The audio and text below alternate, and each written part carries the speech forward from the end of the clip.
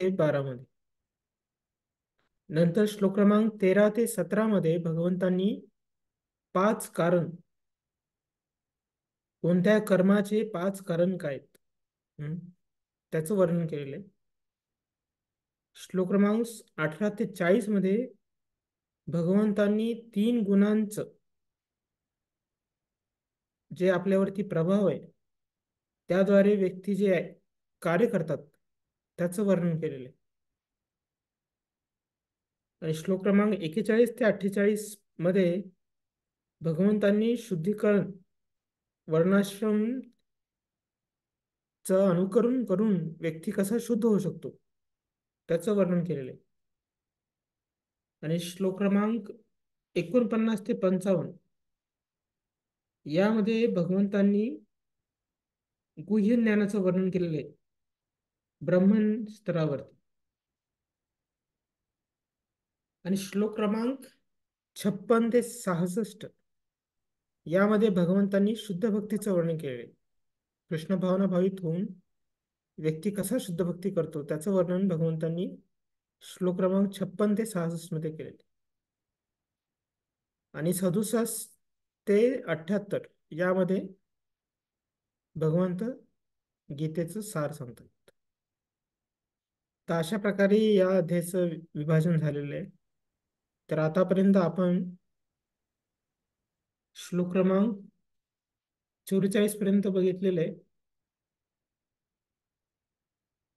तर या नंतरचा जो श्लोक आहे 45 त्यामध्ये वर्णाश्रमाचं वर्णन भगवंत करतात.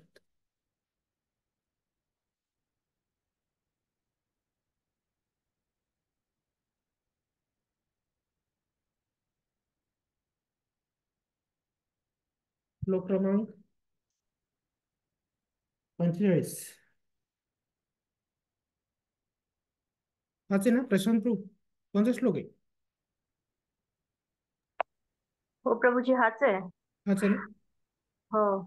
स्वे स्वे कर्मण्यभिरतः संसिद्धि लभते नरा स्वकर्म निरता सिद्धी यथा विंदन्ति तच्छृणु. आपापल्या कर्मांच्या गुणाचे पालन करून प्रत्येक मनुष्य सिद्धी प्राप्त करू शकतो. हे कसे शक्य होते याविषयी आता माझ्याकडून ऐक. तू कुठे झोपणार आहे? झोप. श्लोक क्रमांक 46 यथा प्रवृत्ति भूतानां येन सर्वमिदं ततं स्वकर्मणा तमस्पृश्य सिद्धिं विंदन्ति मानवा. सर्व जीवांचा उद्गम आणि सर्वव्यापी असणाऱ्या भगवंतांची पूजा करून मनुष्य आपल्या स्वकर्माद्वारे सिद्धी प्राप्त करू शकतो. प्रभूजी वाचू? यस. तात्पर्य. 15व्या अध्यायात सांगितल्याप्रमाणे सर्व जीव हे भगवंतांचे अंश आहेत. भगवंत हे सर्व जीवांचे उगमस्थान आहेत. याला वेदांत सूत्रामध्ये जन्माद्यस्यतः या शब्दात पुष्टी देण्यात आली आहे. म्हणून प्रत्येक जीवाच्या जीवनाचा आरंभ भगवंत आहे. 7व्या अध्यायामध्ये सांगितल्याप्रमाणे भगवंतांनी आपल्या बहिरंगा आणि अंतरंगा या 2 शक्तींद्वारे सर्व काही व्यापले आहे. म्हणून मनुष्याने भगवंतांची त्यांच्या शक्तीसहित पूजा केली पाहिजे. सामान्यतः वैष्णवजन भगवंतांची त्यांच्या अंतरंगा शक्तीसहित पूजा करतात. त्यांची बहिरंगा शक्ती म्हणजे अंतरंगा शक्तीचे विकृत प्रतिबिंब आहे. बहिरंग शक्ती ही पृष्ठभूमी आहे, परंतु भगवंत त्यांच्या परमात्मा या विस्तारित रूपाद्वारे सर्वतः स्थित आहेत.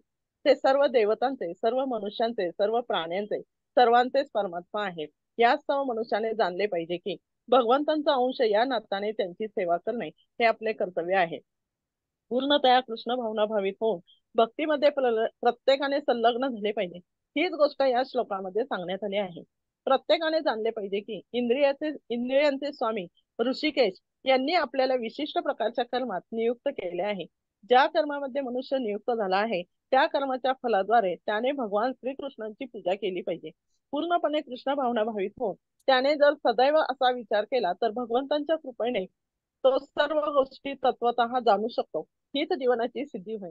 भगवद्गीतेत 12.7 भगवंत सांगतात की तेषामहं समुद्रता. भगवंत स्वतः अशा भक्ताचा उद्धार करण्याचे उत्तरदायित्व घेतात. हीच जीवनाची परमोच्च संसिद्धी होय. मनुष्य कोणतेही कर्म करीत असला तरी तो जर भगवंतांची सेवा करीत असेल तर त्याला निश्चितच परमसिद्धी प्राप्त होईल. हरे कृष्णा. तर आता इथं काय चाललेलं आहे, श्लोक क्रमांक 41 ते 48 मध्ये भगवंत वर्णाश्रमाद्वारे व्यक्तींचं शुद्धीकरण या विषयाची चर्चा करतायत. तर त्यासाठी भगवंतांनी सर्वप्रथम वर्णाश्रमातल्या आश्रमांची इथं माहिती दिलेली आहे, की ब्राह्मण कोण असतो, क्षत्रिय कसा असतो, शूद्र कसा असतो, वैश्य कसा असतो. तर अशा प्रकारे जे मनुष्य आहेत त्यांचं वर्गीकरण करण्यात आले. तर यामध्ये कुठलाही वर्ग हा भगवंतांच्या भक्तीपासून दुरावलेला नाही. भगवंतांची भक्ती ही प्रत्येक व्यक्ती करू शकतो. एवढंच काय, एक चांडाळ सुद्धा भगवंतांची भक्ती करू शकतो. तर आपल्या शारीरिक आणि मानसिक जे बळ आहे त्याचा उपयोग आपण भगवंतांच्या सेवेसाठी करायला पाहिजे. जरी ब्राह्मण यांच्याकडे मानसिक बुद्धी हे जरी बळ असेल तरी त्यांनी जर त्याचा उपयोग भगवंत सेवेसाठी नाही केला, भगवत ज्ञानाचा अभ्यास नाही केला आणि त्या बुद्धीचा उपयोग भौतिक ज्ञानासाठी त्यांनी वापरलं, त्यात मोठे मोठे शास्त्रज्ञ झाले, त्यात मोठे मोठे वकील असे जे काही लोक आहेत ज्यांचा बुद्धीचा वापर करतात, तर एवढी त्यांना चांगली बुद्धी दिलेली आहे, पण त्याचा उपयोग भगवत ज्ञानाचा अध्ययन करण्यासाठी न वापरता भौतिक संशोधन, भौतिक प्रगती यासाठी जरी वापर करत असतील तर त्यांच्या बुद्धीचा काही लाभ नाही. आणि या उलट जो शूद्र आहे त्याच्याकडे बुद्धी नसेल पण त्याच्याकडे शारीरिक बळ आहे आणि त्या बळाद्वारे तो भगवंतांची सेवा करू शकतो. तो त्याच्या शक्तीने भगवंतासाठी मंदिरं बांधू शकतो, तो अर्चविग्रहांना घडवू शकतो, तो दागदागिने बनवू शकतो, तो भरपूर काही त्याच्या शारीरिक श्रमाद्वारे तो भगवंतासाठी करू शकतो. पण जेव्हा असा जो शूद्र आहे त्याला जर भगवंतांच्या सेवेत नाही लावलं तर तो उग्र कर्मामध्ये लागतो. उग्र कर्म म्हणजे काय? असे अघोरी कर्म जे करतात लोक, मोठ्या मोठ्या खाणीत जाऊन काम करणे, त्यांना तिथं सूर्य दिवस दिवस दिसत नाही, किंवा एखाद्या दारूच्या भट्टीमध्ये काम करणे, किंवा मोठ्या मोठ्या पोलादाच्या कंपनीमध्ये काम करणे, अशा ठिकाणी ते पूर्णपणे भौतिक कार्यामध्ये स्वतःचं परिश्रम ते करतात. त्यामुळे त्यांचं काही आध्यात्मिक प्रगती होत नाही. तसेच वैश्य आहेत, ज्यांच्याकडं व्यवसाय करण्याची बुद्धी आहे, पण ते व्यवसाय कशाचा करतायत? हं. तर सर्व काही लोकांना अधार्मिक ज्या गोष्टी लागतात त्याचा पुरवठा करण्यासाठी वैश्य आजकाल व्यवसाय करतात. आजकाल मोठी व्यवसाय कोणते आहेत? हॉटेल इंडस्ट्री, त्यामध्ये एकही जण प्रसादचं वितरण करत नाही. मूवी इंडस्ट्री, कितीतरी पैसा त्यात घालतात लोक, करोडो करोडे बजेटचे ते सिनेमा बनवतात. हे सगळे वैश्यच चालवतात. किंवा क्रिकेट म्हणा, काही असे जे काही खेळ आहेत त्यासाठी पैसा कोण देतो? हे सगळे मॉर्निंग वैश्य. हम्म. तर अशा प्रकारे मग क्षत्रिय सुद्धा प्रजेचे रक्षण करून त्यांना कृष्ण भावनाभावित करायचं सोडून देऊन ते प्रजेचे रक्षण फक्त इंद्रियतृप्तीसाठी करते. तर अशा प्रकारे या चारही वर्णामध्ये लोक आहेत आणि त्या वर्णाद्वारे ते तशा प्रकारचे कार्य करतायत. पण त्यांना भगवत भक्तीचा अनुग्रह नसल्या कारणाने किंवा भगवंतांच्या शुद्ध भक्ताचा संपर्क नसल्या कारणाने ती लोक त्यांची जी शारीरिक आणि मानसिक जे त्यांचं वर्ण आहे त्याचा ते दुरुपयोग करतात. आणि अशा प्रकारे व्यक्ती आणखीन पतन त्याचं होत राहतं. जरी एखाद्याकडे तल्लख बुद्धी आहे, एखाद्याकडे सगळे ब्राह्मणाचे गुण जरी दिसत असतील, पण तो व्यक्ती एवढी तल्लख बुद्धी आहे, एवढा हुशार असून तो जर भगवंतांना समजत नसेल, भगवंतांच्या गीता आणि भागवतचा अध्ययन करत नसेल, तर त्याच्या मोठ्या मोठ्या पदव्या, त्याच्या मोठ्या मोठ्या जे काही त्याला पुरस्कार भेटले त्याचा काही उपयोग नाही. तर अशा प्रकारे ही जी वर्णाश्रमातले लोक आहेत ते त्यांच्या कर्मबंधनात अडकणार आहेत. तर भगवंत आपल्याला या कर्मबंधनात न अडकता कशा प्रकारे आपण कर्मबंधनातून मुक्त होऊ त्याचं इथं भगवंत उत्तर देत आहेत. तर भगवंतांनी चार वर्णांचं आपल्याला माहिती दिलेली आहे. आणि आपल्याला जर समजलं की आपण एखाद्या वर्णात आहोत तर मग काय करायचं त्याचं पुढे. तर भगवंत म्हणतायत की ज्या ज्या कर्मात तुम्ही असाल, ज्या ज्या वर्णात तुम्ही असाल त्याचा उपयोग तुम्ही माझी भक्ती करण्यासाठी करा.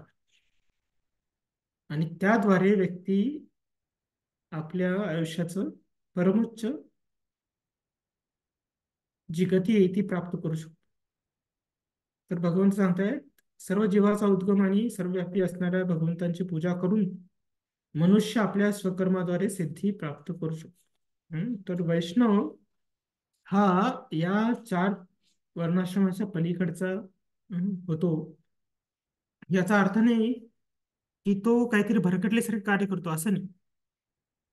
तर आपली जशी शारीरिक कुवत आहे, आपली जशी मानसिक कुवत आहे, त्याचा उपयोग आपण भगवंताच्या सेवेत करणे हाच वैष्णवांचा धर्म. जर काही जण ब्राह्मण गुणाचे असतील तर त्यांचं कर्तव्य आहे की शास्त्राचं अध्ययन करणे, दुसऱ्यांना शास्त्र शिकवणे वगैरे. काहींच्या ह्याच्यात क्षत्रिय गुणांची लक्षणं असतील तर त्यांनी त्याचा उपयोग भगवंतांच्या सेवेसाठी करायला पाहिजे.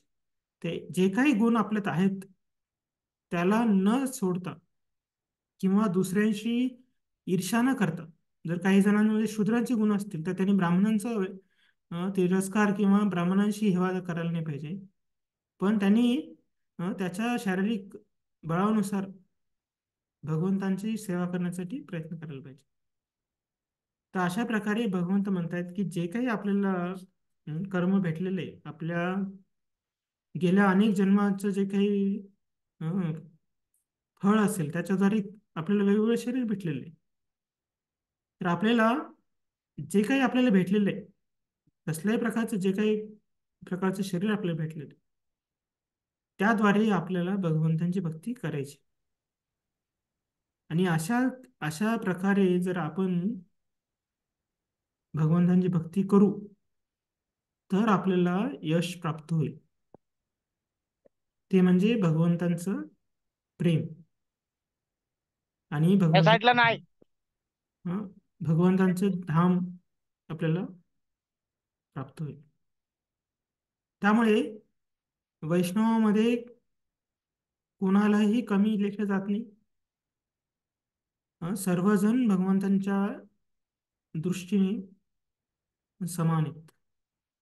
चैतन्य महाप्रभू म्हणतात नाहम विप्रो न च नरपती नापि वैश्य नाहम शूद्र न वर्णीय च तिर्वा.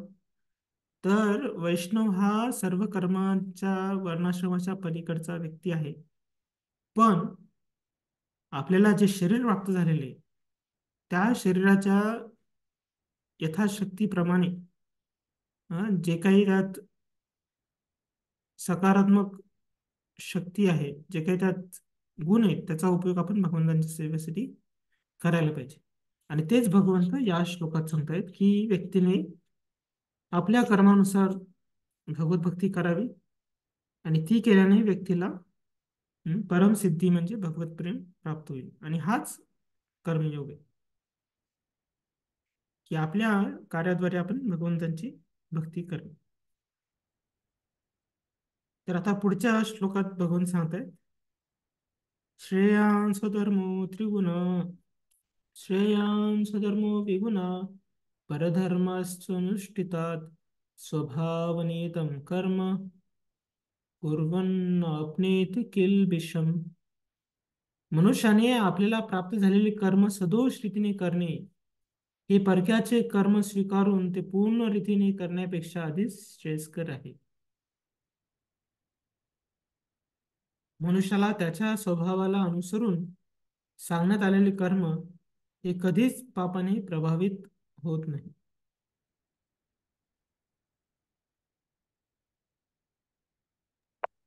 हरे कृष्ण प्रभूजी वाचू. अरे बोल.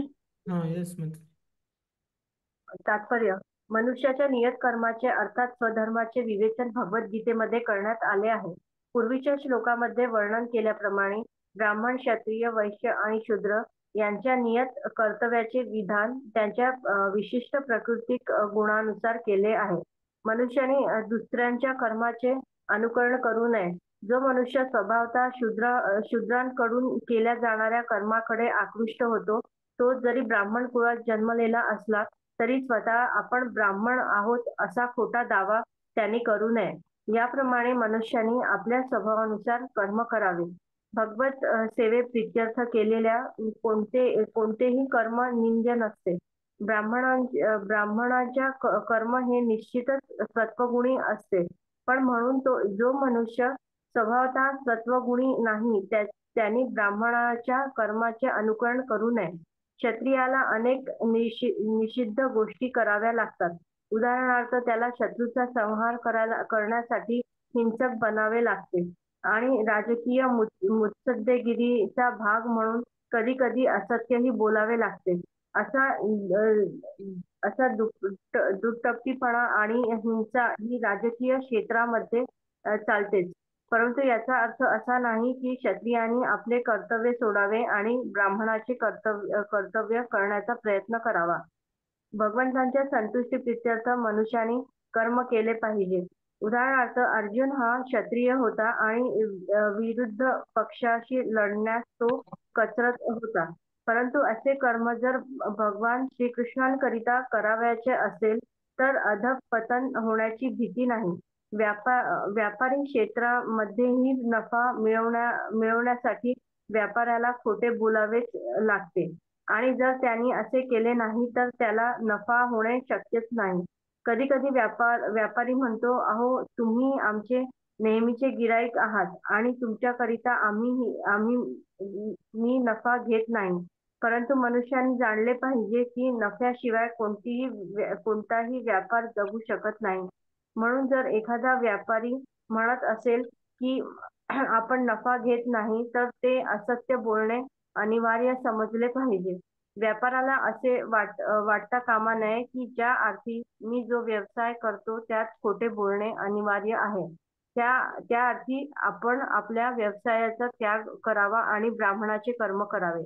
असे करणे शास्त्रसंमत नाही. जर कोणी आपल्या कर्माद्वारे भगवंतांची सेवा करीत असेल तर मग तो मनुष्य क्षत्रिय असो, वैश्य असो अथवा शूद्र असो, त्याला महत्व नाही. विविध प्रकारचे यज्ञ करणारे ब्राह्मण कधी कधी प्राण्यांची हिंसा करतात, कारण कधी कधी अशा यज्ञाकरिता पशुहिंसा करावी लागते. त्याचप्रमाणे स्वधर्मानुसार क्षत्रियाने जर शत्रूंचा संहार केला तर त्यामुळे त्याला पाप लागत नाही. 3ऱ्या अध्यायामध्ये या विषयांचे स्पष्ट आणि विस्तृत वर्णन केले आहे. त्या ठिकाणी म्हटले आहे की प्रत्येकाने यज्ञप्रित्यर्थ म्हणजे भगवान श्री विष्णू प्रित्यर्थ कर्म केले पाहिजे. केवळ स्वतृप्तीकरिता केलेले कोणतेही कर्म हे बंधनास कारणीभूत ठरते. निष्कर्ष हाच आहे की प्रत्येकाने आपल्याला प्राप्त असलेल्या विशिष्ट प्राकृतिक गुणांनुसार कर्म केले पाहिजे आणि त्यांनी केवळ भगवत सेवा म्हणून कर्म करण्याचा निश्चय केला पाहिजे.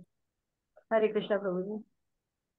तर भगवंत इथे सांगतायत की आपण आपली जी शारीरिक आणि मानसिक ताकद आहे ती जाणली पाहिजे आणि त्यानुसार आपण भगवंतांची यथाशक्ती सेवा करण्याचा प्रयत्न करायला पाहिजे.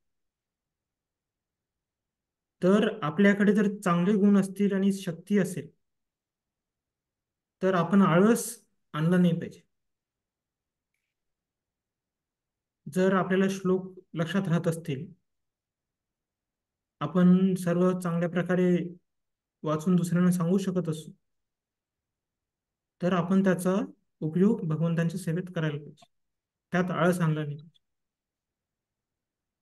आणि काही काही वेळेस आपल्याला करताल वाजवायला येत नाही, मृदंग वाजवायला येत नाही, तर आपण दुःखी व्हायला नाही पाहिजे की माझं आयुष्य काही कामाचं राहिलं नाही, मला गाता येत नाही, मला काही वाद्य वाजवता येत नाही, तर मला भक्तीच करता येणार नाही, असं वाटलं नाही पाहिजे. तर आपण कुठल्या तरी दुसऱ्या गोष्टीत प्रवीण असू. तर प्रत्येक क्षेत्र आहे, प्रत्येक व्यक्ती त्याच्या गेल्या जन्मातल्या कार्यानुसार त्याला वेगवेगळं शरीर भगवंताने दिलेले. तर आपण काही गोष्टीत हुशार असू, काही गोष्टीत आपल्याला जमत नसेल, तर आपल्याला जे जमतंय, ज्यामध्ये आपलं शरीर आणि मन स्वस्थ राहतंय, असे कार्य आपण भगवंतांसाठी करायला पाहिजे आणि दुसऱ्यांशी हेवा करायला नाही पाहिजे. समजा एखादं हॉस्पिटलमध्ये आहे, हॉस्पिटल आहे, तिथं भरपूर लोक असतात. एक सर्जन असतो, तो फक्त 5 मिनिटाचं ऑपरेशन करतो. आणि दुसरी तिथं मावशी मामा असतात, ते दिवसभर साफसफाई करत राहतात.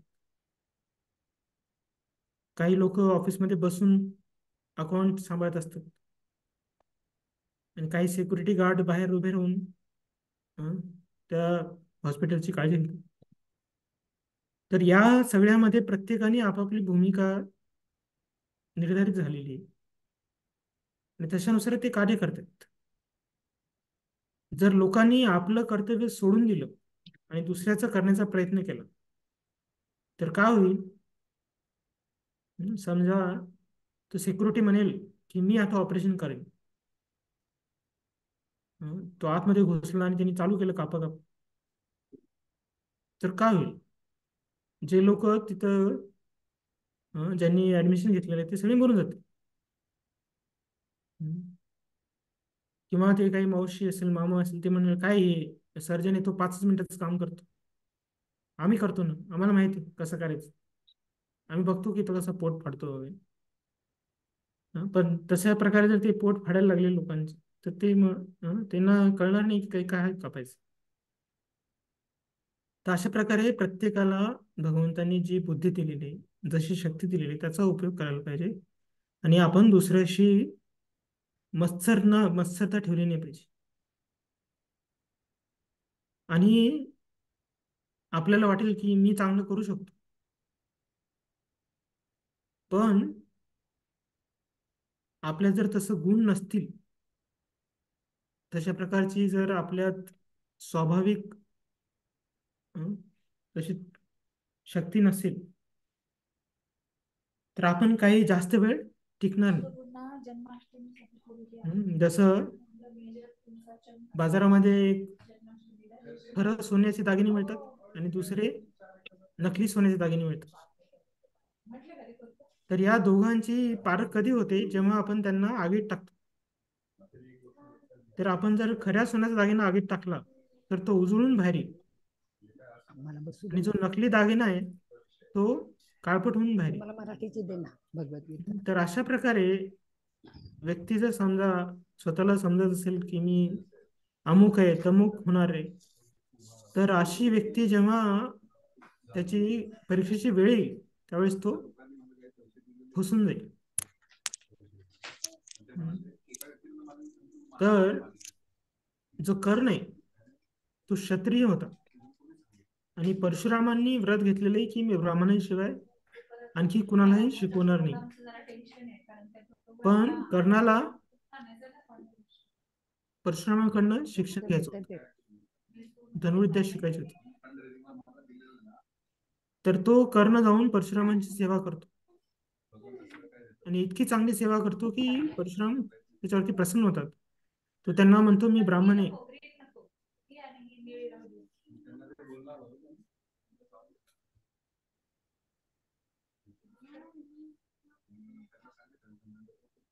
अशा प्रकारे तो त्यांना खोटं बोलून त्यांची सेवा करायला चालू करतो. तर परशुराम त्याला भरपूर काही शिकवतात, सर्व काही चांगले शिकवतात. आणि एका दिवशी परशुराम कर्णाच्या मांडीवरती डोकं ठेवून झोपी जातो. आणि त्यावेळेस एक भुंगा येऊन कर्णाच्या मांडीला चावा घेतो. तर कर्णाला वाटतं अरे आता गुरु महाराज झोपलेले आहेत आपल्या मांडीवरती, आपण त्यांना उठवायला नाही पाहिजे. तर तो त्या भुंगाला त्याच्या शरीराला चावा घेऊ देतो. मग एवढं तो भुंगा त्याच्या शरीरामध्ये झाल्या 2-3 परीक्षा, कोरायला लागतो. 2-3 राहिल्या. एवढ्या परीक्षा? हो 6 श्यामानंद असतात. भाऊ, श्यामानंद भाऊ कुठे तुम्ही? हा, हरे कृष्णा. हरे कृष्णा तुम्ही प्रभूजी. क्लास ऐकताय का तुमचा क्लास चालू आहे?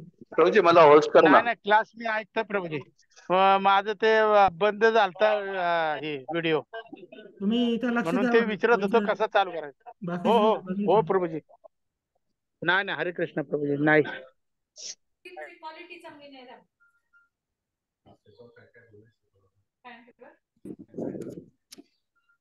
महादेव सरांचा पण हे चालू आहे. तर मग तो भुंगा त्याच्या मांडीत शिरतो आणि रक्त काढायला लागतं बाहेर.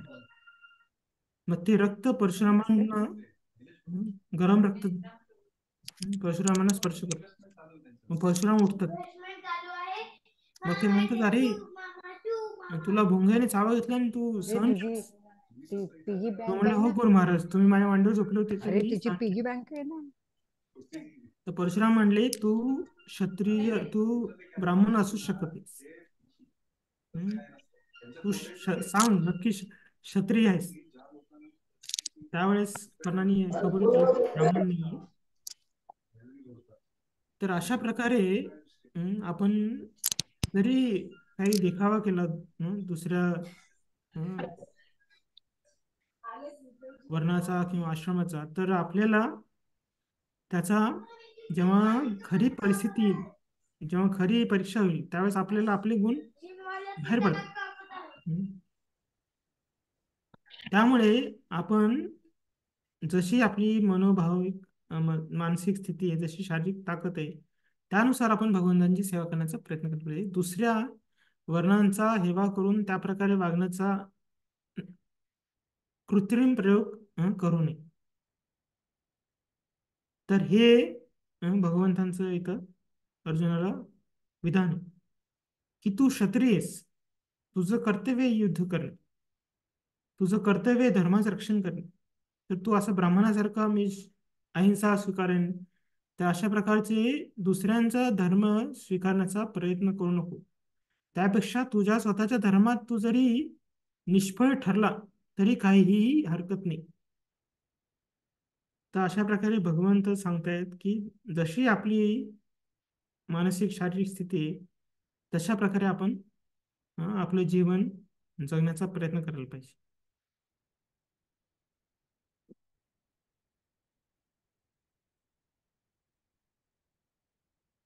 ठीक आहे,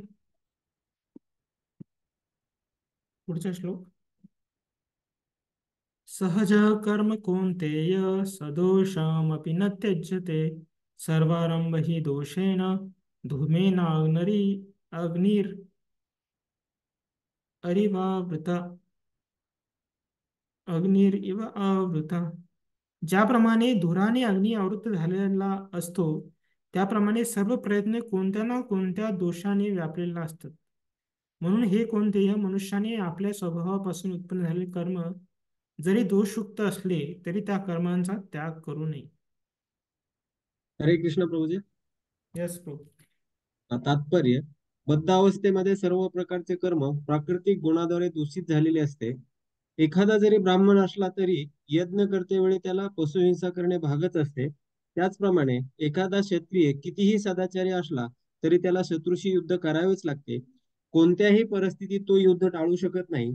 त्याचप्रमाणे व्यापारी कितीही सदाचारी असला तरी व्यापार टिकवून ठेवण्यासाठी त्याला आपला नफा गुप्तच ठेवावा लागतो किंवा कधी कधी काळा बाजारही करावा लागतो. या गोष्टी आवश्यक आहेत आणि त्याला टाळणे शक्य नाही. त्याप्रमाणे शूद्राने जरी त्याला धनी वाईट असला आणि धन्याने दिलेली आज्ञा जरी अयोग्य असली तरी त्याला धन्याची आज्ञा पाळावीच लागते. असे दोष असले तरी मनुष्याने आपले नियत कर्म सुरूच ठेवले पाहिजे, कारण नियत कर्म हे त्याच्या स्वभावानुसार उत्पन्न होते. या ठिकाणी एक सुंदर दृष्टांत देण्यात आला आहे. अग्नी हा जरी मूलतः शुद्ध असला तरी त्यामध्ये धूर असतोच. तरीही धुरामुळे अग्नी अशुद्ध होत नाही. अग्नीमध्ये जरी धूर असला तरी सत्व तत्वामध्ये अग्नीलाच सर्वाधिक शुद्ध तत्व मानले जाते. एखाद्या क्षत्रियाने जर आपले क्षत्रिय कर्म त्यागून ब्राह्मणाचे कर्म करण्याचे ठरविले तर ब्राह्मणी कर्मामध्ये मुळीच दोष नाहीत असे आश्वासन त्याला कोणीही देऊ शकत नाही. यावरून मनुष्य निष्कर्ष काढू शकतो की या भौतिक जगतामध्ये कोणीच प्राकृतिक दोषापासून मुक्त असू शकत नाही. या संदर्भात अग्नी व धुराचे उदाहरण समर्पकच आहे.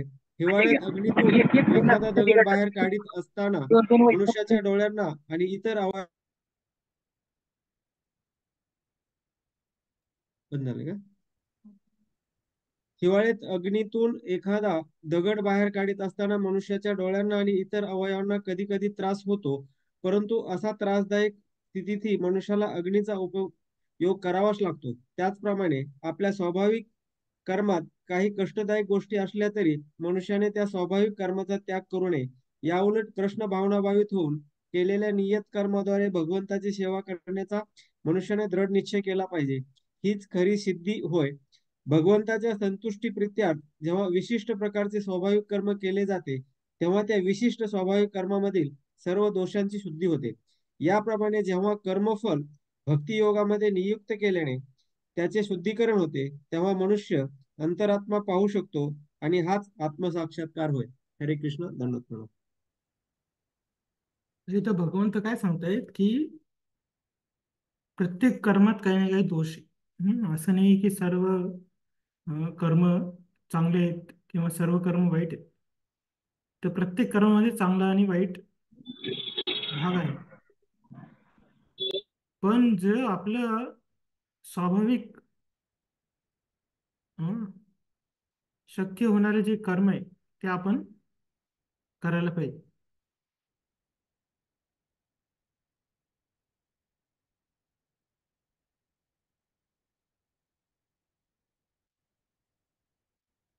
तर एक वैष्णव हा कशा प्रकारचे कर्म करतो? तर कलियुगामध्ये सांगितलेलं आहे की कलो शूद्र समभात. कलियुगामध्ये सर्वजण जन्मजात शूद्र आहेत. त्यामुळे आपण कृष्ण भक्ती करू शकतो का नाही असा प्रश्न जर आपल्याला पडत असेल तर आपण लक्षात ठेवलं पाहिजे की गुरूंची आज्ञा त्याची शक्ती याद्वारे आपण प्रगती करू शकतो. कुठल्याही स्तरावरती आपण असू तिथनं आपल्याला उत्कर्ष करता येतो.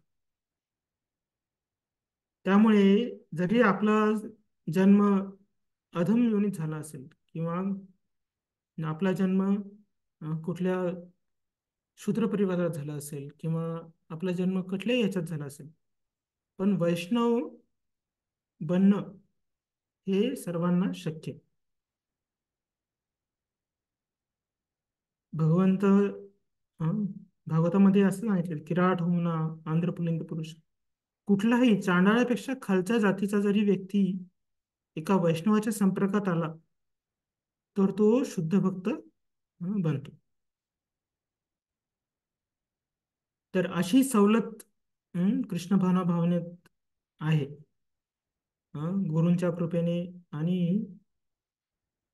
वैष्णवांच्या कृपेने व्यक्ती भगवंतांची भक्ती करू शकतो. तर आता आपला स्वभाव काय आहे, आपला धर्म काय? आता जर कोणी वैष्णव झाला असेल तर त्याचं कर्म आहे भगवंता पितृत्व कार्य करणे,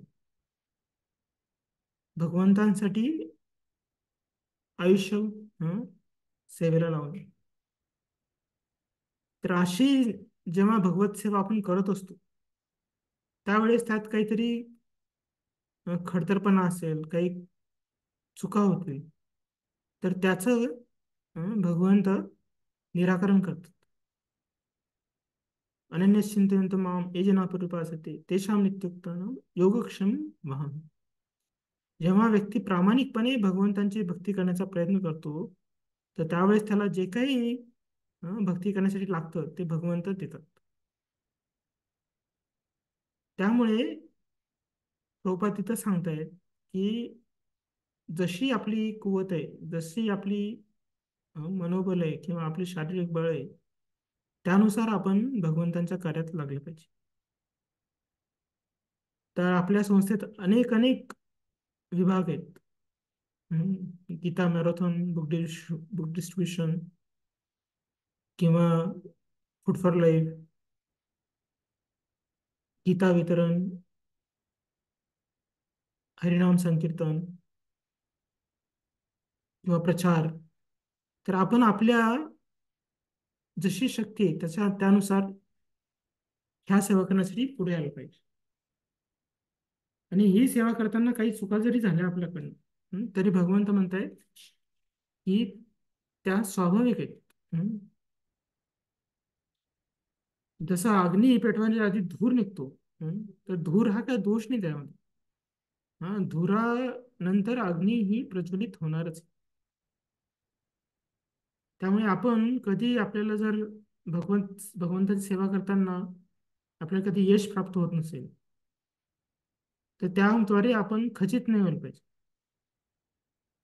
पण उत्साह आपण ठेवला पाहिजे आणि तो उत्साह गुरूंच्या आज्ञेवरती विश्वास ठेवून, शास्त्रावरती विश्वास ठेवून आपण ते भगवत कार्य करण्याचा प्रयत्न करायला पाहिजे. कारण भक्ती करताना जर आपली पार्श्वभूमी जर चांगली नसेल भक्तीमध्ये येण्याच्या आधी, तर कधी कधी ते जे जुने विकार आहेत ते आपल्यावरती आक्रमण करतात. कोणी जर समजा मांसाहारी असेल, कोणी समजा काही चारणाचं पालन नसेल करत आणि त्यानंतर तो भक्त झाला, तर कधी कधी ते जे जुने विचार आहेत, जुने विकार आहेत त्याच्यावरती आक्रमण करतात. तर तो त्या विकारांच्या आक्रमणाने खचित न होता, त्याला बळी न पडता त्याने दृढ निश्चयाने गुरूंच्या कृपेवरती विश्वास ठेवून वैष्णवांच्या संगतीमध्ये राहून त्या विकारांपासून वरती आलं पाहिजे. तर अशा प्रकारे भगवंत अर्जुनाला सांगतायत की प्रत्येक मनुष्याने आपलं नियत कर्म करावं आणि ती जी कर्म आहेत ती भगवंतांना अर्पण करावी.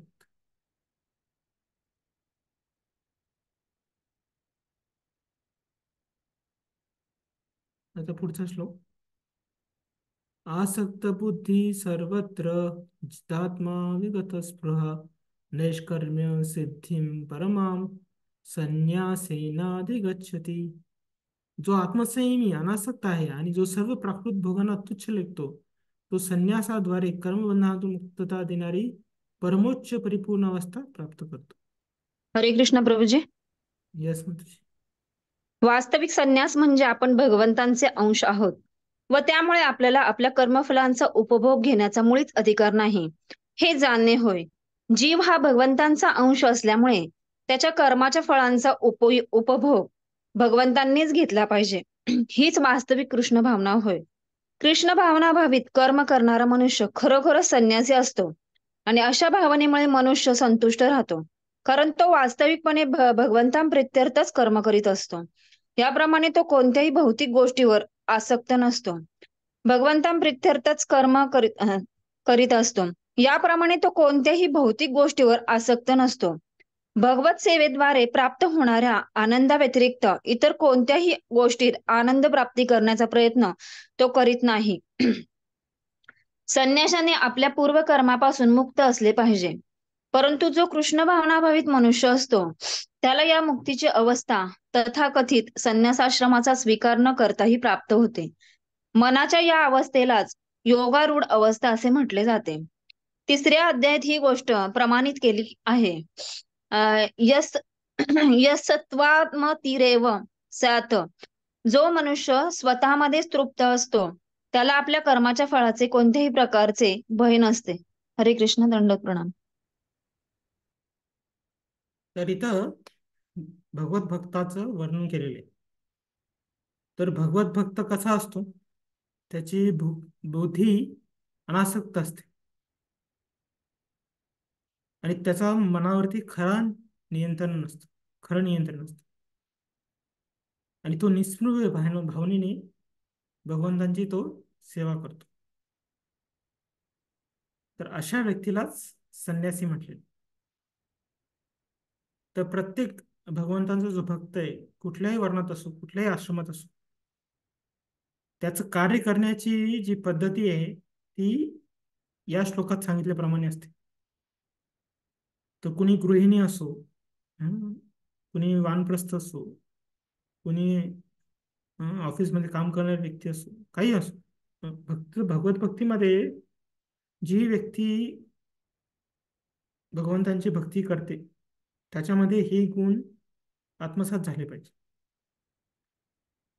तर अशा प्रकारे आपल्याला आपलं जीवन जगता आलं पाहिजे की आपण कर्मबंधनात न अडकता आपण आपलं आयुष्य हे भगवंतांच्या प्रसन्नतेसाठी ज्या कुठल्या अवस्थेत आपण आहोत त्या अवस्थेत भगवंतांची सेवा करण्यासाठी आपण तत्पर असलं पाहिजे. तर हीच जीवनाची खरी उत्तम गती आहे.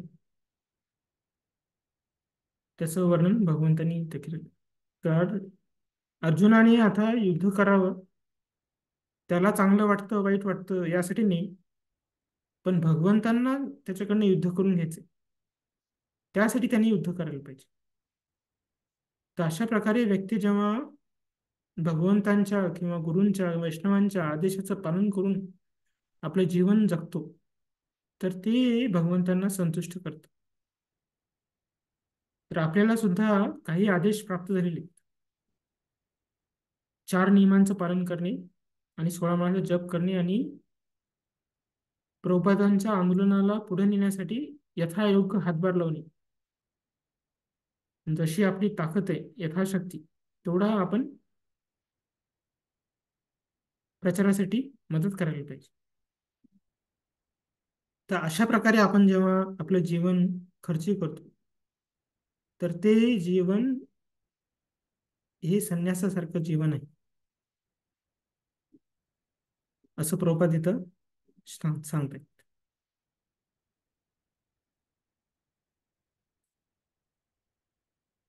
पुढचा श्लोक. सिद्धी प्राप्तो यथा ब्रह्म तथाप्नोति निबोध मे समासेनेव कौन्तेय निष्ठा ज्ञानस्य या परा.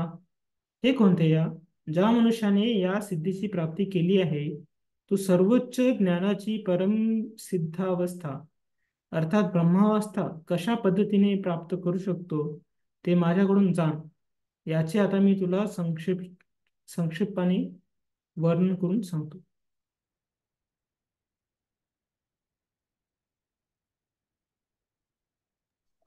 हरे बोल वाचू प्रभूजी. येस मध्ये दंडवत प्रणाम. तात्पर्य श्रील प्रभुपादांद्वारे केवळ भगवंतांकरिताच आपले नियत कर्तव्य कर्म केल्याने मनुष्याला परम सिद्धावस्था कशी प्राप्त करता येते ते भगवंत अर्जुनाला सांगत आहेत. भगवंतांच्या संतुष्टी प्रित्यर्थ केवळ आपल्या कर्मफलांचा त्याग केल्याने मनुष्याला परमोच्च परिपूर्ण ब्रह्मावस्था प्राप्त होते. हाच आत्मसाक्षात्काराचा मार्ग आहे. विशुद्ध कृष्ण भावनेची प्राप्ती करण्यामध्येच ज्ञानाची पूर्ण अवस्था आहे आणि याचेच वर्णन पुढील श्लोकांमध्ये करण्यात आलेले आहे. तर आता श्लोक क्रमांक 50.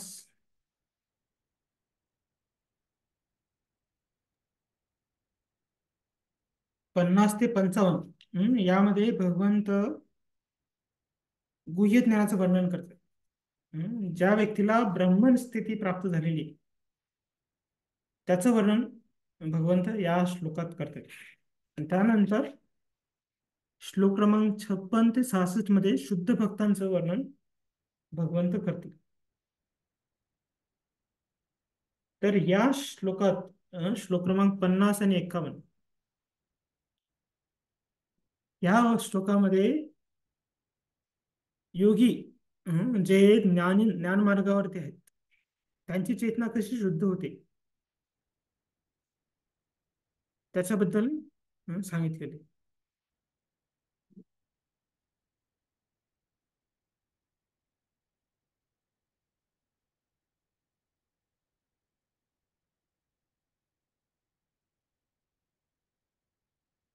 तर आता त्या ज्ञान योगीमध्ये कशा प्रकारे तो उन्नत होतो त्याचं वर्णन भगवंत पुढच्या श्लोकात सांगतायत.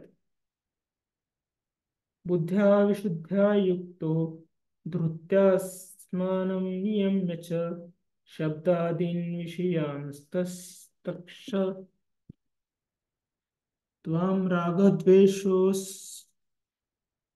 विदस्य च विक्तसेवी लब्धाक्षी यत्वाक्वायमानसा ध्यानयोग परो नित्यं वैराग्यं समुपाश्रितः अहंकारं बलं दर्पं कामं क्रोध परिग्रहं विमुच्य निर्ममं शांतो ब्रह्मभूयाय कल्पते. आपल्या बुद्धीद्वारे पूर्णपणे शुद्ध होऊन आणि निश्चयाने मनोनिग्रह करून इंद्रियतृप्तीचा विषयांचा त्याग करून आसक्ती आणि द्वेष यातून मुक्त होऊन जो एकांत स्थळी राहतो, तो मितहार करतो, आपली काया वाचा आणि मन संयमित करतो, तो जो सदैव समाधिस्थ आणि अनासक्त असतो, जो मिथ्याहंकार, मिथ्या बल, गर्व, काम, क्रोध आणि भौतिक गोष्टींचा स्वीकार इत्यादी गोष्टींपासून मुक्त असतो, ममत्व रहित आणि शांत असतो, तो मनुष्य आत्मसाक्षात्काराच्या स्तराप्रत निश्चितच प्रगत होतो. वाचू का प्रभूजी? वाचा. तात्पर्य. हरे कृष्ण. तात्पर्य. बुद्धीद्वारे शुद्ध झालेला मनुष्य स्वगुणात स्थित राहतो. याप्रमाणे तो मनाला वश करतो आणि नेहमी समाधीत लीन राहतो. तो इंद्रिय विषयामध्ये आसक्त नसतो आणि आपल्या क्रिया करण्यामध्ये आसक्ती आणि दोष यातून मुक्त असतो. असा अनासक्त मनुष्य स्वाभाविकपणेच एकांत स्थळी वास करायला प्राधान्य देतो. आवश्यकतेपेक्षा अधिक भोजन ग्रहण करीत नाही आणि आपल्या शरीराच्या व मनाच्या क्रियांना संयमित करतो. त्याच ठिकाणी मिथ्या अहंकार नसतो, कारण तो देहात्म बुद्धीतून मुक्त असतो. अनेक भौतिक गोष्टीचा स्वीकार करून आपले शरीर दृष्टपुष्ट करण्याची इच्छा त्याला नसते. त्याच्या ठायी देहात्म बुद्धी नसल्यामुळे तो गर्विष्ठ नसतो. भागवत कृपेने प्राप्त झालेल्या गोष्टीतच तो समाधानी राहतो आणि इंद्रियांच्या अभावी क्रोधित होत नाही. तसेच तो इंद्रिया विषयाच्या प्राप्ती करता धडपड करीत नाही. या प्रकारे तो जेव्हा मिथ्या अहंकारापासून पूर्णपणे मुक्त होतो, तेव्हा सर्व भौतिक गोष्टीपासून अनासक्त होतो आणि हीच ब्रह्मा साक्षात्काराची अवस्था होय. या अवस्थेला ब्रह्मभूत स्थिती असे म्हटले जाते. देहात्म बुद्धीतून मुक्त झाल्यावर तो शांत होतो आणि कोणत्याही प्रकारे प्रबुद्ध होत नाही. याचे वर्णन भागवत गीतेत 2:70 करण्यात आले आहे. अपूर्यमान मंचल प्रतिष्ठाम समुद्रमाप प्रविशांती यदत तदत काम यम प्रविशांती सर्वेस शांती मापनोती न कामकामी. ज्याप्रमाणे समुद्र हा नेहमी भरत असूनही शांत असतो, त्याचप्रमाणे जो मनुष्य समुद्रात अवह्यातपणे प्रवेश करणाऱ्या नद्यारूपी इच्छांच्या प्रवाहाने विचलित होत नाही, तोच केवळ शांती प्राप्त करू शकतो. जो मनुष्य अशा इच्छा तृप्त करण्यासाठी झगडतो त्याला शांती प्राप्त होत नाही. हरे कृष्णा. तर या हरे कृष्ण. हरे कृष्ण. झालं प्रभूजी. हा ठीक. तर या श्लोकामध्ये भगवंत ब्रह्मभूत जो ब्रह्मवादी आहे त्याची लक्षणं सांगितलेली आहेत. की कशा प्रकारे ज्याला ब्रह्मन अवस्था प्राप्त झालेली आहे, त्या व्यक्तीमध्ये लक्षणं कशी असतात त्याचं इथं वर्णन केलेलं आहे. तो त्याच्या मनावरती निग्रह करतो. तो त्याची बुद्धीची शुद्धता करतो. तो इंद्रिय तृप्तीची आस सोडतो. तो अनासक्त राहतो. तो एकांतामध्ये वास करतो आणि तो मिताहारी आहे. त्याच्या शरीरावरती त्याचं नियंत्रण असतं, मनावरती नियंत्रण असतं, त्याच्या वाचेवरती नियंत्रण असतं. सर्व दुर्गुणांपासून तो मुक्त असतो. त्याच्यात अहंकार नसतो, त्याच्यात गर्व नसतो, त्याच्यामध्ये काम वासना नसते, त्याच्यात क्रोध नसतो. तर अशा प्रकारे तो व्यक्ती परमावस्थेत स्थित असतो. तर ही जी अवस्था आहे त्याला म्हटलेलं आहे ब्रह्मभूय. तर या अवस्थेतला व्यक्ती हा भगवंतांच्या ब्रह्मन साक्षात्काराला प्राप्त होतो. तर भगवंतांचा भक्त तर याच्या पुढचा टप्पा गाठतो. तो भगवंतांची भक्ती करतो. तर आपण ब्रह्मवादी नाहीये, आपण परमात्मावादी नाहीये, तर आपण भगवंतांचे साकार रूपाला मानणारे आहोत. तर आपली स्थिती या ब्रह्मवाद्यांपेक्षाही पुढची आहे. तर आपलं लक्ष शुद्ध भक्ती करणे हे आहे. तर ब्रह्मवाद्या व्यक्तीमध्ये जर एवढी लक्षणं आहेत, त्याच्याकडे एवढं चांगलंपण आहे, एवढे त्याच्यात गुण आहेत, तर जर आपल्याला शुद्ध भक्ती प्राप्त करायची असेल तर आपल्याकडे आवश्यक आहे की तशा गुणांची जोपासना आपण करायला पाहिजे. याउलट जो भगवंतांची भक्ती करतो त्याच्यामध्ये आपोआप ही गुणांची वृद्धी होते.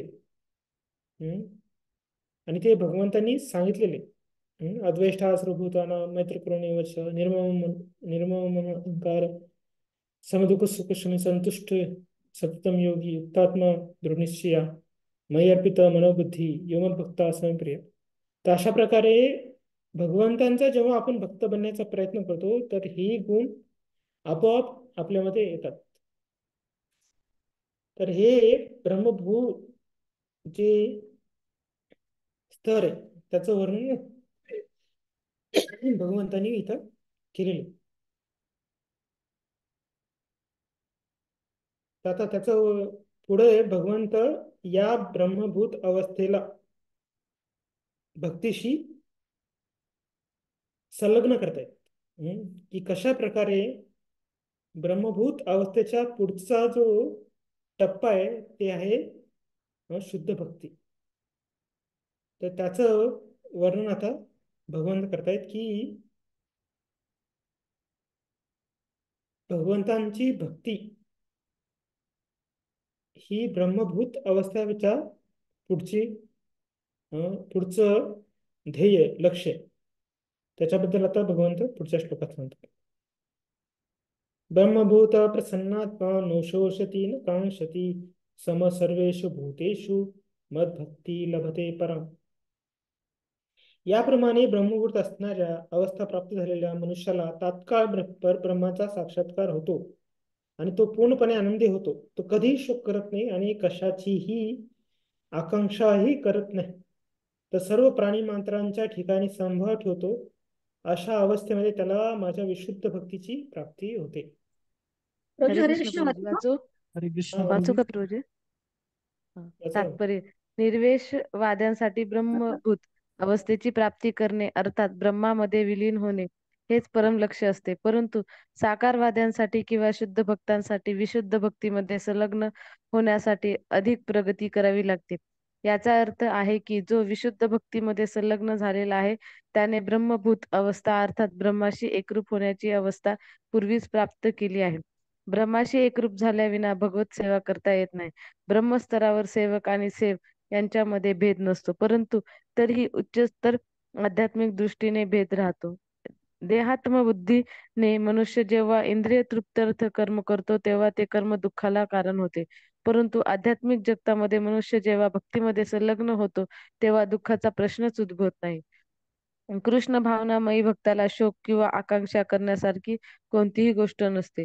परमेश्वर परिपूर्ण असल्यामुळे कृष्ण भावना भावनिक होऊन परमेश्वराच्या सेवेमध्ये युक्त झालेला जीवही स्वतःमध्ये पूर्ण होतो. जो गढूळ पाणी स्वच्छ झालेल्या एखाद्या नदीप्रमाणे असतो. शुद्ध भक्त कृष्ण चिंतना व्यतिरिक्त इतर काही करीत नसल्यामुळे जो स्वाभाविकच सदैव आनंदी असतो. भगवत सेवेमध्ये भक्त हा परिपूर्ण असल्या कारणे तो कोणत्याही भौतिक हानीमुळे दुःखी होत नाही किंवा कोणत्याही भौतिक लाभाची आकांक्षा करीत नाही. त्याला भोगाची मुळीच इच्छा नसते, कारण तो जाणतो की प्रत्येक जीव हा भगवंतांचा अंश असल्यामुळे तो भगवंतांचा नित्य दास आहे. या भौतिक जगतामध्ये तो कोणालाही श्रेष्ठ किंवा कनिष्ठ म्हणून पाहत नाही. या उच्च नीच अवस्था बाह्य व क्षणभंगूर आहेत आणि भक्ताला क्षणभंगूर गोष्टींचा उद्भव विनाशाशी मुळीच कर्तव्य नसते. त्याच्या दृष्टीने सोन्यालाही दगडा इतकीच किंमत असते.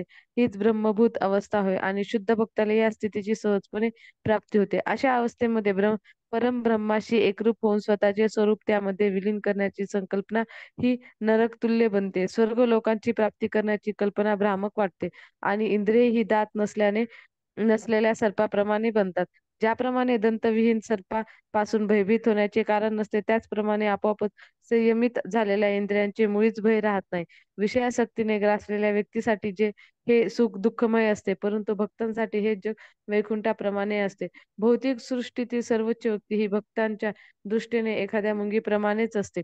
अशी व्यवस्था कलियुगामध्ये विशुद्ध भक्तींचे प्रचार करणाऱ्या भगवान श्री चैतन्य महाप्रभू यांच्या कृपेने प्राप्त होऊ शकते. हरे कृष्ण. तर इथं दोन व्यक्तींची चर्चा चाललेली. एक आहे साकारवादी आणि दुसरा आहे निर्विशेषवादी.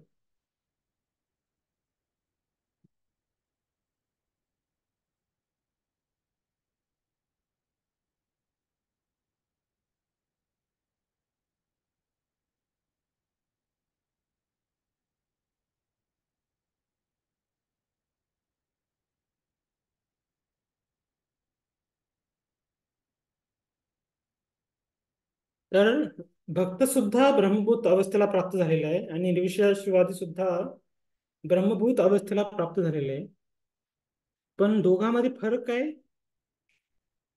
जो निर्विशेषवादी आहे त्याची संकल्पना काय आहे की मी भगवंत बनेन, मी ब्रह्मामध्ये विलीन होईल, अशी त्याची संकल्पना असते.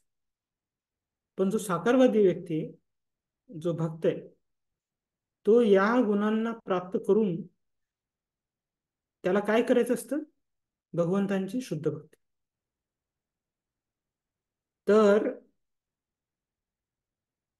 भक्ती करणारी व्यक्ती तो कसल्याही भौतिक गोष्टींसाठी दुखी होत नाही किंवा कसल्याही भौतिक गोष्टीमुळे आनंदी होत नाही आणि त्याला कसल्याही भौतिक गोष्टीची आकांक्षा नसते. तर हे ब्रह्मवाद्यांसाठी सुद्धा लागू होत. पण याच्या पलीकडे जो भगवंतांचा भक्त आहे त्याला आनंद कशात येतो? भगवंतांची सेवा करण्यामध्ये. सवे म्हणा कृष्णपदारविंदयोर, त्याचं मन भगवंतांच्या सेवेत लागतं. सवे पुंसा परधर्म यतुर्भक्तीर अधोक्ष अहेतुकी अप्रयत या आत्मा सुप्रसिद्धती. तर त्याला प्रसन्नता कशात मिळते? भगवंतांची अहेतुकी भक्ती करण्यामध्ये. आणि भगवंताच्या भक्ताला चिंता कशी असते की कशा प्रकारे भगवंतांचं नाव पसरावं, भगवंतांच्या कृपा लोकांना कशा प्रकारे मिळावं, ही चिंता त्याला असते. आणि त्याला कशाची इच्छा असते की मला भगवंतांची सेवा प्राप्त होईल, सेवा अधिकार देयो येई अभिलाष. तर अशा प्रकारे भगवंतांच्या भक्तीमध्ये प्रसन्नता, चिंता आणि आकांक्षा ह्या भौतिक न राहता आध्यात्मिक होतात. तर भक्त कधी भौतिक हानी झाली म्हणून तो दुःखी होत नाही, किंवा भौतिक काही गोष्टी त्याला मिळाल्या म्हणून तो आनंदी होत नाही. तर भक्त आनंदी कधी होतो जेव्हा त्याला भक्ती करण्याची संधी मिळते. श्रवणम कीर्तनम नवविधा भक्ती करण्याची त्याला संधी मिळते, त्यावेळेस तो प्रसन्न होतो. शोचती, त्याला दुःख कधी होतं जेव्हा त्याला भक्तांचा विरह होतो किंवा त्याला भक्ती करण्यापासून दुरावला जातो, त्यावेळेस त्याला तेच दुःख होतं. ननाकपृष्ठ नच पारमिष्ट, जसं वृत्रासुर म्हणतात, मला स्वर्गाची अपेक्षा नाही, मला ब्रह्मलोकांची अपेक्षा नाही, मला कशाची नाही, मला फक्त तुमच्या शुद्ध भक्तांचा संग द्या, अशी प्रार्थना वृत्रासुर करतात. तर ही आशा, ही प्रसन्नता भक्तामध्ये असते.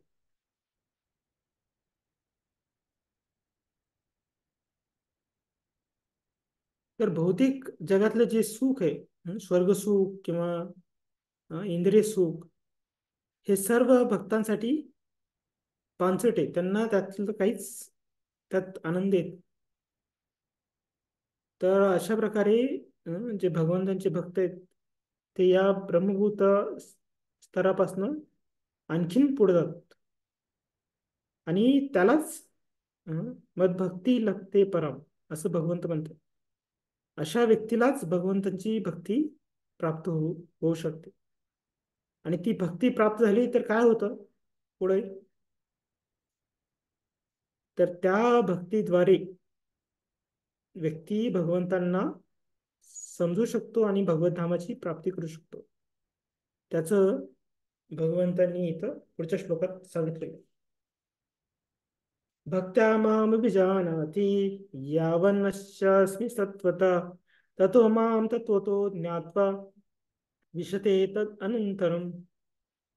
मनुष्य मला माझ्या पुरुषोत्तम भगवान या यथार्थ स्वरूपात केवळ भक्तीद्वारेच जाणू शकतो. अशा भक्तीद्वारे मनुष्य जेव्हा माझ्या भावनेने परिपूर्ण युक्त होतो, भावनेने पूर्णपणे युक्त होतो, तेव्हा तो भगवत धामात प्रवेश करू शकतो. हरिबोल. येस. भगवान श्रीकृष्ण आणि त्यांच्या विस्तारित रूपांना शुष्क ज्ञानाद्वारे जाणता येत नाही किंवा अभक्तांनाही त्यांचे ज्ञान होणे शक्य नाही. जर कोणाला भगवंतांना जाणून घेण्याची इच्छा असेल तर त्याने शुद्ध भक्ताच्या मार्गदर्शनाखाली भक्तिमय सेवेचा स्वीकार केला पाहिजे, अन्यथा भगवत तत्व नेहमी गोपनीयच राहते. भगवद्गीतेमध्ये 7.25 सांगितल्याप्रमाणे नाहम प्रकाशः सर्वस्य. भगवंत सर्वांनाच प्रकट होत नाहीत. मनुष्य केवळ प्रकांड पांडित्य आणि तर्कवादाद्वारे परमेश्वराला जाणू शकत नाही. जो मनुष्य वास्तविकपणे कृष्ण भावनाभावित होऊन भक्तिमय सेवेमध्ये संलग्न होतो तोच श्रीकृष्णांना तत्वतः जाणू शकतो. या संदर्भात विश्वविद्यालयीन पदव्या मुळीच उपयोगाच्या नाहीत. जो मनुष्य कृष्ण तत्व पूर्णपणे जाणतो तो श्रीकृष्णांच्या दिव्य आध्यात्मिक लोकात प्रवेश करण्यास पात्र होतो. ब्रह्मभूत होणे म्हणजे जीवाने आपले स्वरूप नष्ट करणे नव्हे.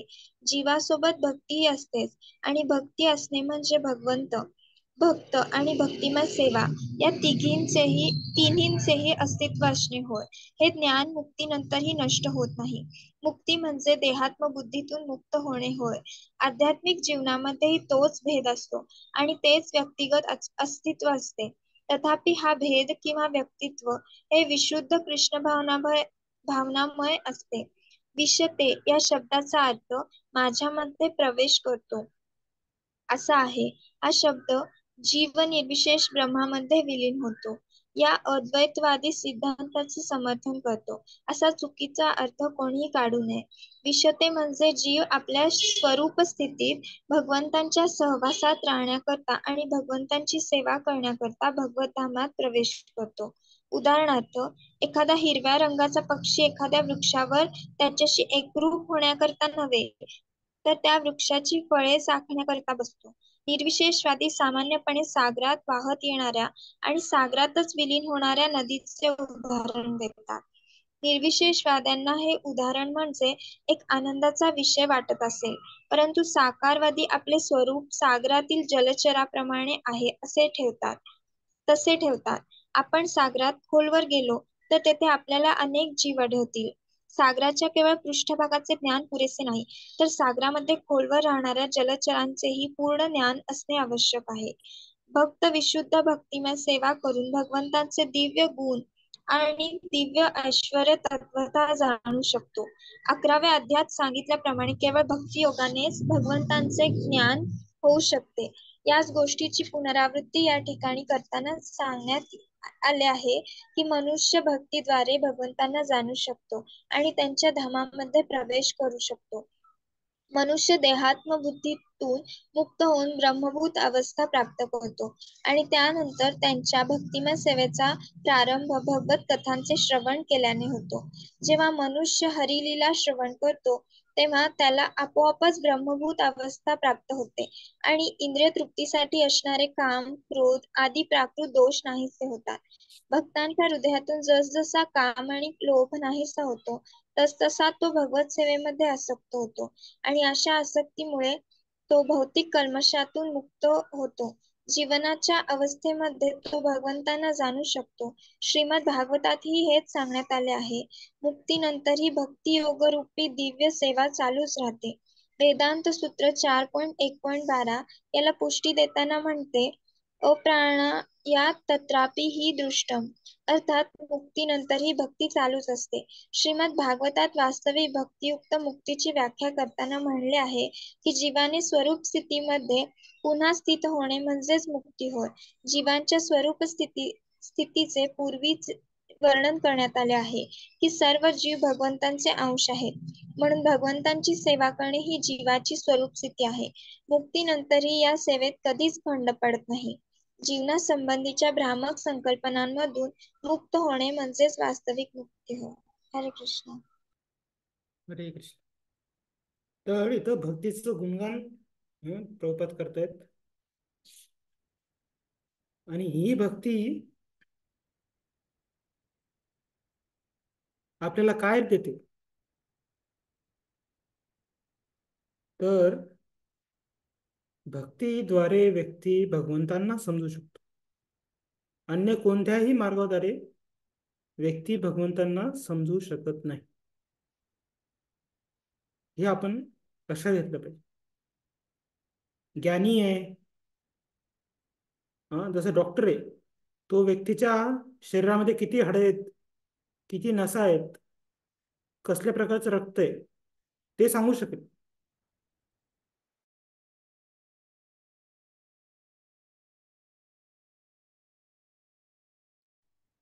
आवाज येईल ना प्रभूजी? आवाज येत नाही. आणि जे हरे कृष्ण. काय झालं? आवाज येत नाही प्रभूजी. येत नाही आवाज? हा, बाकी भक्तांना आता येतो तो. आता येतोय प्रभूजी. आता येतोय? आता येतोय. मगाशी हा येतोय प्रभूजी, येतोय येतोय येतोय.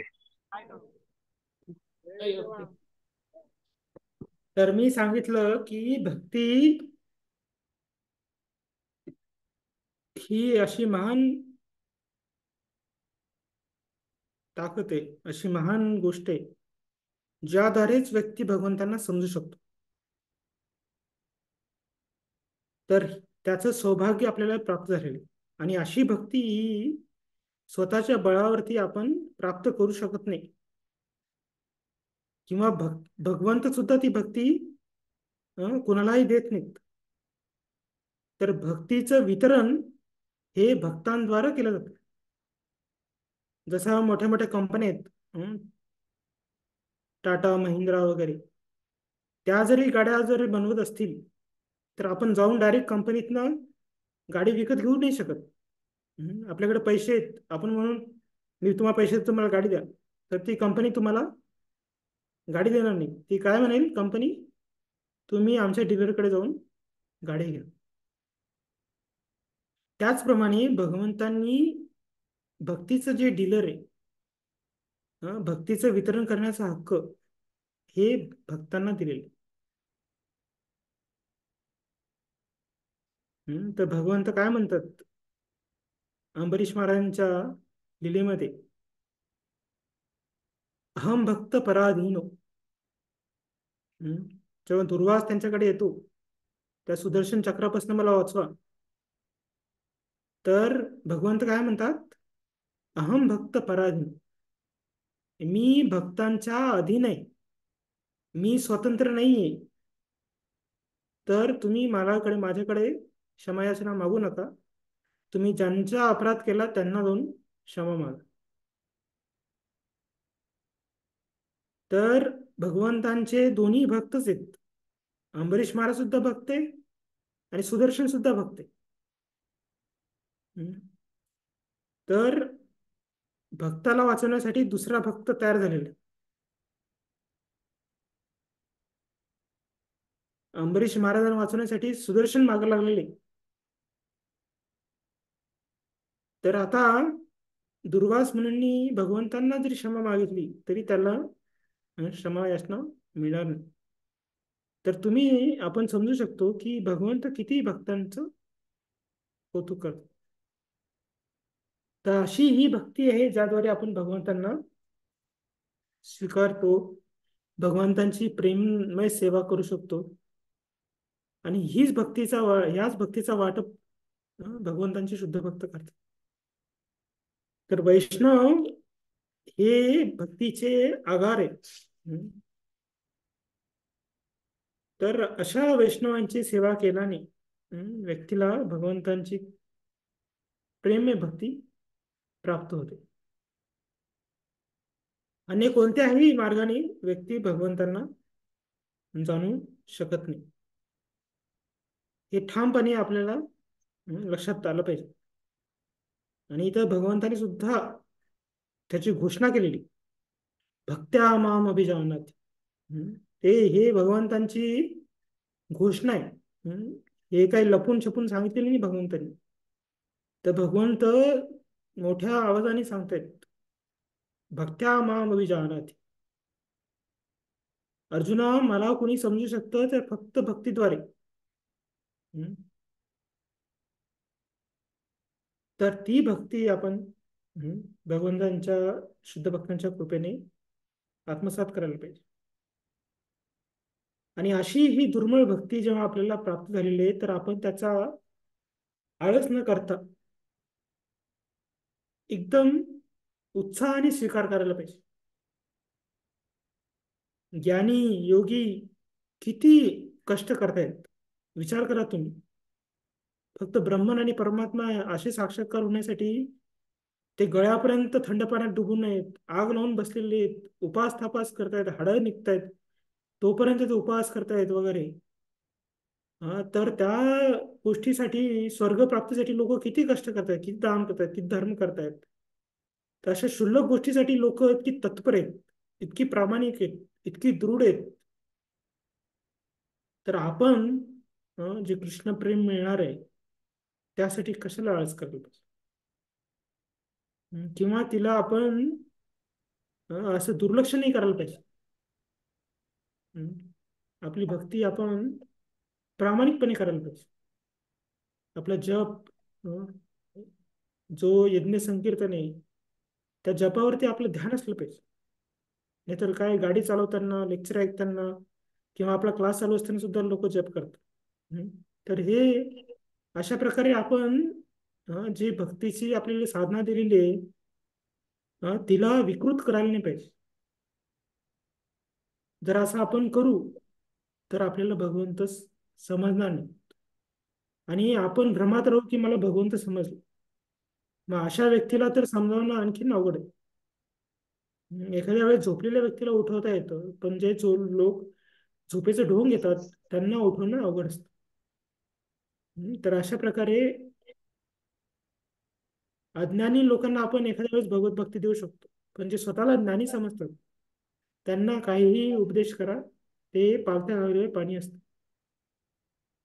त्यामुळे भक्ती ही नम्र लोकांनाच प्राप्त होते.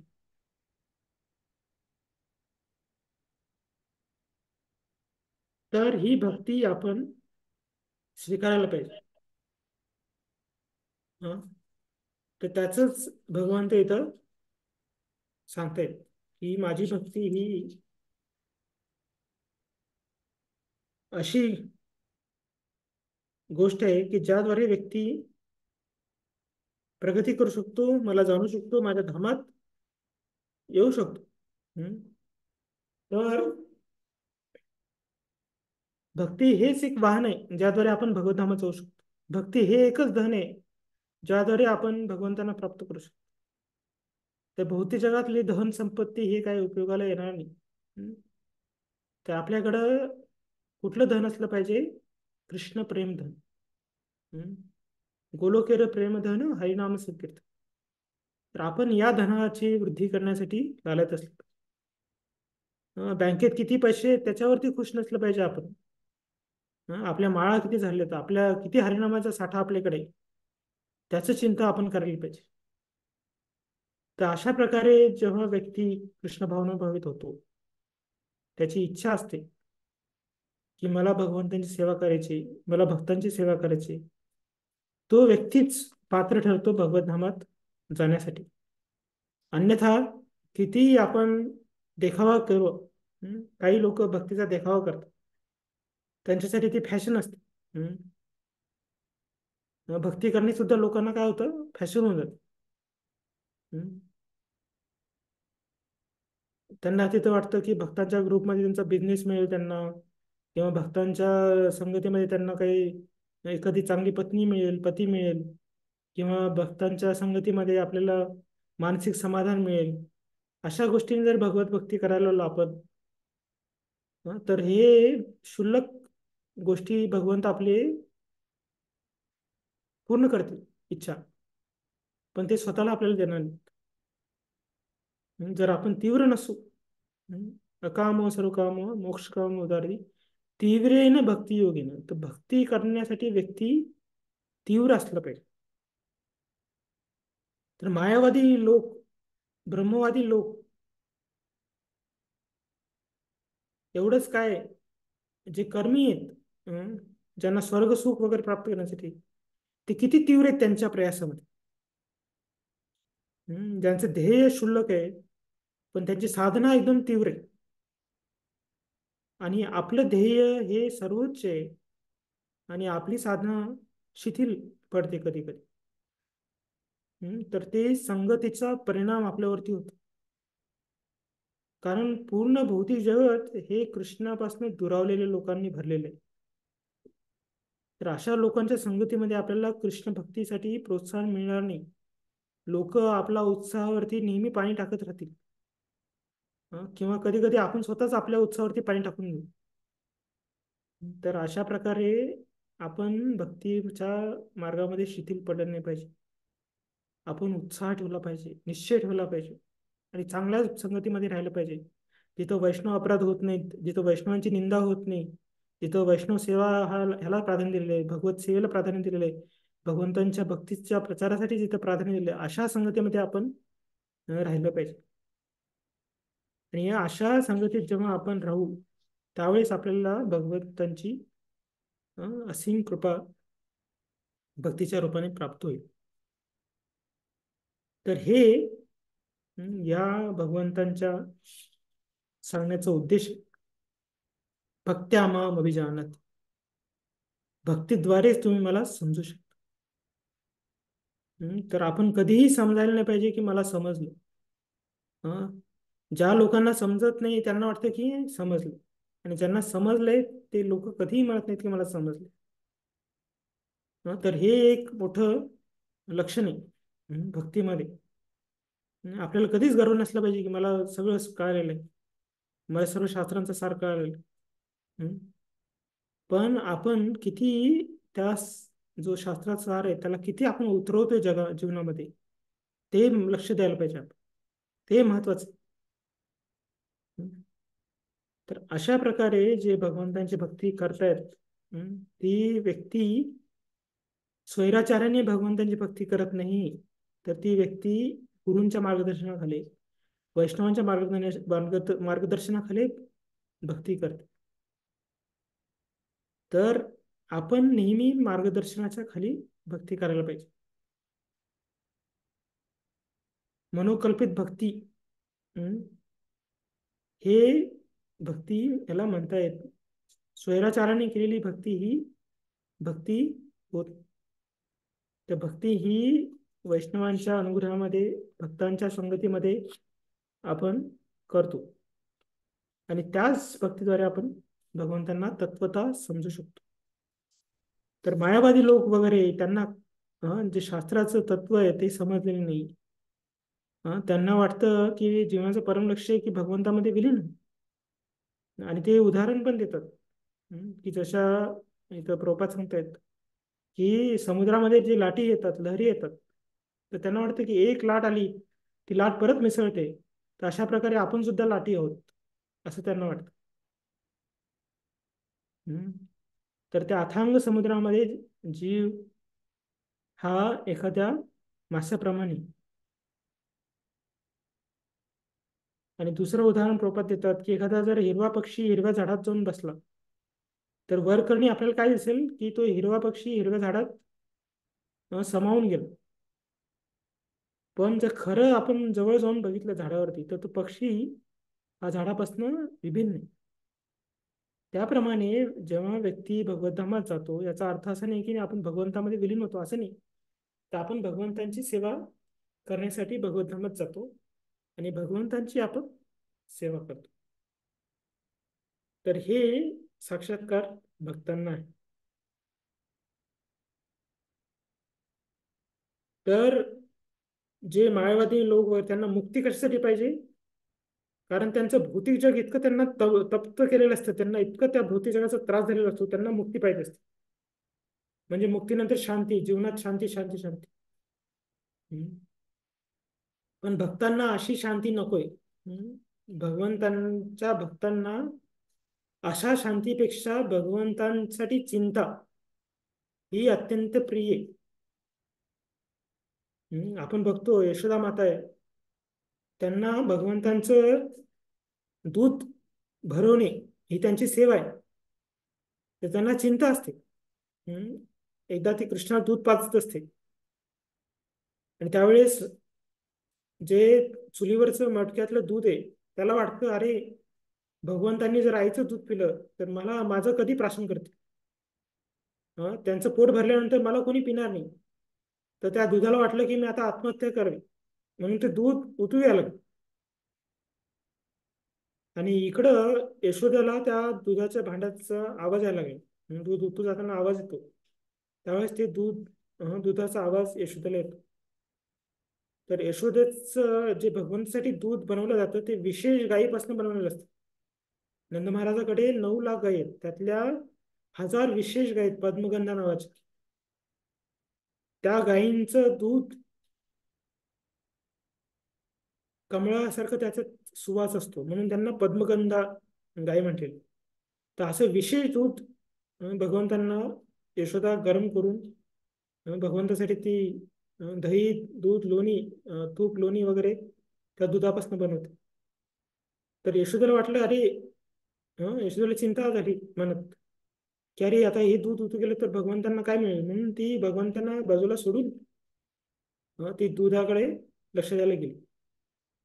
तर भगवंतांच्या भक्तांना अशी चिंता असते, भगवंतांना कसं संतुष्ट करायचं वगैरे. तर आपल्याला काय भगवद्धामात जाऊन आराम करायचं आहे असं नाही, तर आपल्याला तिथं पण चिंता असेल, तिथं पण भगवंतांना प्रसन्न करण्यासाठी आपण प्रयत्न करू. तर हेच तर भक्तीचं लक्षण. कधी कधी मंदिर सांभाळताना आपल्याला टेन्शन येतं, किंवा कधी एखादा सेंटर चालवताना आपल्याला काही टेन्शन असेल, किंवा एखादा प्रचाराच्या कार्यक्रमामध्ये आपल्याला काही चिंता असेल तर हे स्वाभाविक आहे. कधी आपण जन्माष्टमीचा मोठा उत्सव मंदिरामध्ये साजरा करतोय तर आपल्याला त्याची चिंता असली पाहिजे. तर हे सर्व चिंता कशासाठी आहे? भगवंतांना प्रसन्न करण्यासाठी. तर ही चिंता मायावादी लोकांच्या शांतीपेक्षा महान आहे आणि यालाच भगवंताची भक्ती म्हटलेली. तर खरी जी मुक्ती आहे ती म्हणजे आपल्याला भगवंतांचं दासत्व समजायला पाहिजे. आपण त्यांचे शाश्वत दास आहोत हे जाणलं पाहिजे आणि त्यांची सेवा करणे हे माझं कर्तव्य आहे. या भावनेने आपण जेव्हा आपलं आयुष्य भौतिक जगात असताना सेवेत लावू तर नक्कीच आध्यात्मिक जगात गेल्यानंतर आपण सेवा करू शकू. तर अशा प्रकारे भक्त हा पूर्णपणे भगवंतांच्या चिंतनामध्ये असतो. भगवंतांच्या प्रसन्नतेसाठी तो आपलं आयुष्य खर्च करतो आणि अशा प्रकारे तो मृत्यूनंतरही सुद्धा भगवतामात जाऊन तेवढ्याच जोमाने भगवंतांची तो भक्ती करतो. तर ह्यालाच प्रभुपाद म्हणतात आप्रायणात तत्रापि दृश्यम. मुक्तीनंतर ही भक्ती सुरूच असते. तर अशा प्रकारे भगवंत या भक्तीचं इथं गुणगान करते जी आपल्याला प्रभुपादांच्या कृपेने प्रभुपादांच्या शिष्यांच्या कृपेद्वारे आपल्याला प्राप्त झालेली आहे. तर केवळ आता आपल्याला ही भक्ती जरा गंभीरतेने घेण्यासाठी प्रयत्न करायला पाहिजे. तर भक्ती अतिपर्यच्यात अवज्ञा हा एक गुणधर्म आहे लोकांमध्ये. जेव्हा आपण जास्त परिचित होतो तर आपण त्या व्यक्तीला अवज्ञा करतो, त्या व्यक्तीचं काही ऐकत. तर मलय भिल्ल जे मलय पर्वतावरती असणाऱ्या ज्या आदिवासी स्त्री आहेत ते चंदनाचं लाकडं तोडून त्याच्यावरती भाकऱ्या बनवतात. विचार करा. त्याला सारण म्हणून जाळण म्हणून वापरतात. काय म्हणतात त्याला? सारण म्हणतात त्याला. काय म्हणतात? सरपण म्हणून वापरतात. तर जे चंदन एक लाकूड 10,000ला वगैरे असते, 1 इंच 15 सेंटीमीटरचं लाकूड, तशी ती जाळत असते 10 रुपयाचं भात बनवण्यासाठी. कारण तिला त्या चंदनाच्या वनात राहून तिला एवढी त्याची इतकं आत्मसात झालेलं असते तिला की तिला त्याचा भाव कळत. त्याप्रमाणे कधी कधी आपण भक्तांच्या संगतीत नेहमी राहतो, भक्ती करत असतो, उठलं सुटलं जप करत असतो. मग आपल्याला वाटतं की काय अरे कधी कधी त्यांनीच आपण वैतागून जातो. तर अशाने जर आपण गंभीरने वारंवार स्वतःला आपण जर जागरूक नाही केलं किंवा स्वतःला आपण म्हणजे स्वतःला पुन्हा पुन्हा आठवण करून नाही दिली की आपल्याला काय भेटलेलं, तर आपण सुद्धा असे अवज्ञा करू शकतो भक्तीची. त्यामुळे भगवंतांच्या भक्तीला आपण गंभीरतेने घेतलं पाहिजे आणि तीच भक्तांचं खरं लक्षण. उत्साहात, निश्चयात, धैर्य. तर भक्तामध्ये उत्साह असला पाहिजे, निश्चय असला पाहिजे आणि धैर्य असलं पाहिजे. कधी कधी भक्ती करताना आपल्याला काही संकट येतील आपल्यावरती, तर आपण घाबरले नाही पाहिजे किंवा भक्ती सोडली नाही पाहिजे. तर आपण दृढ राहून ती भक्ती करत राहिली, कारण त्या भक्तीद्वारेच आपण भगवंतांना समजू शकतो आणि भगवंतांच्या धामात जाऊ शकतो. त्यामुळे ही भक्ती आपण अवश्य करायला पाहिजे.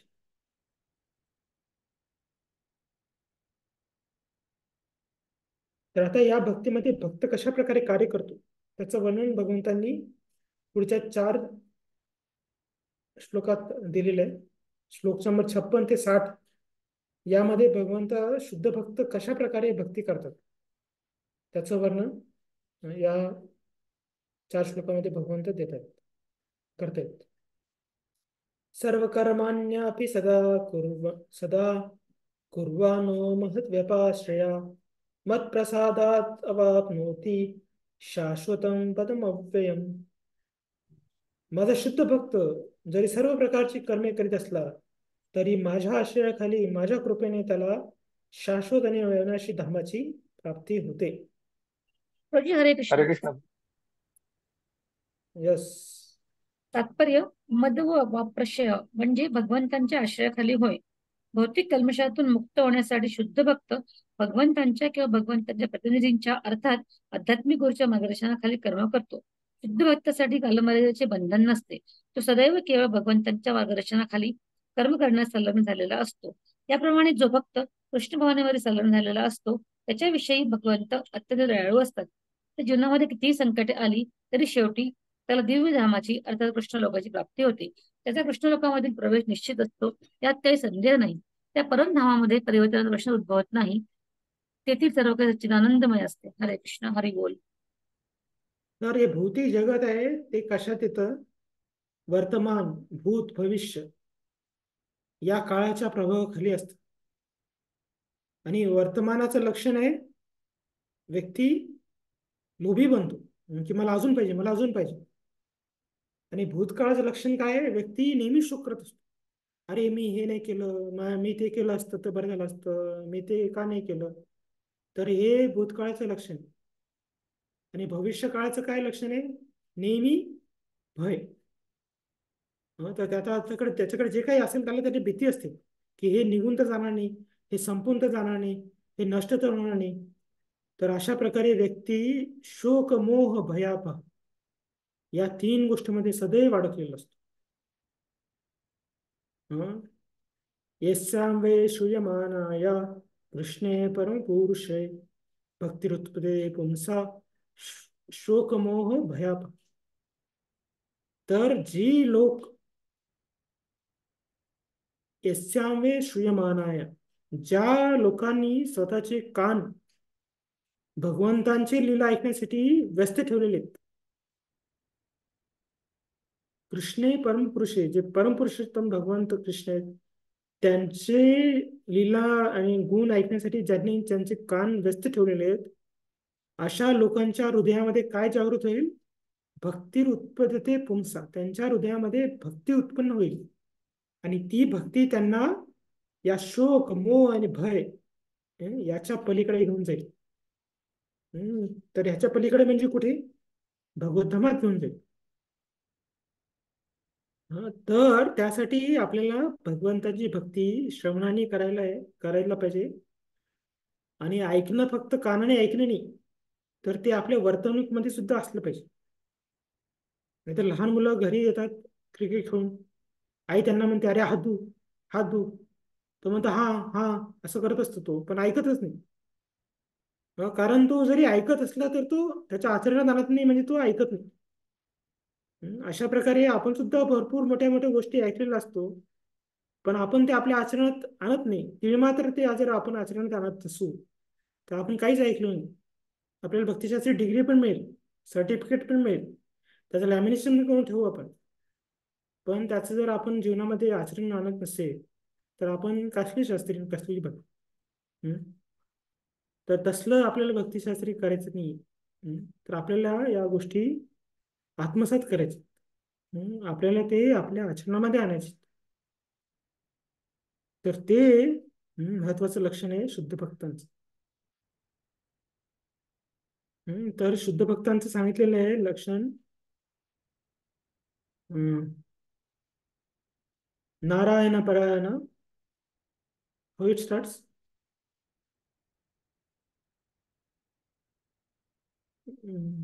नारायणापरा सर्वे न कुतश्चन बिभ्यति. स्वर्ग प्रवर्गेषु तुल्यादपि दर्श.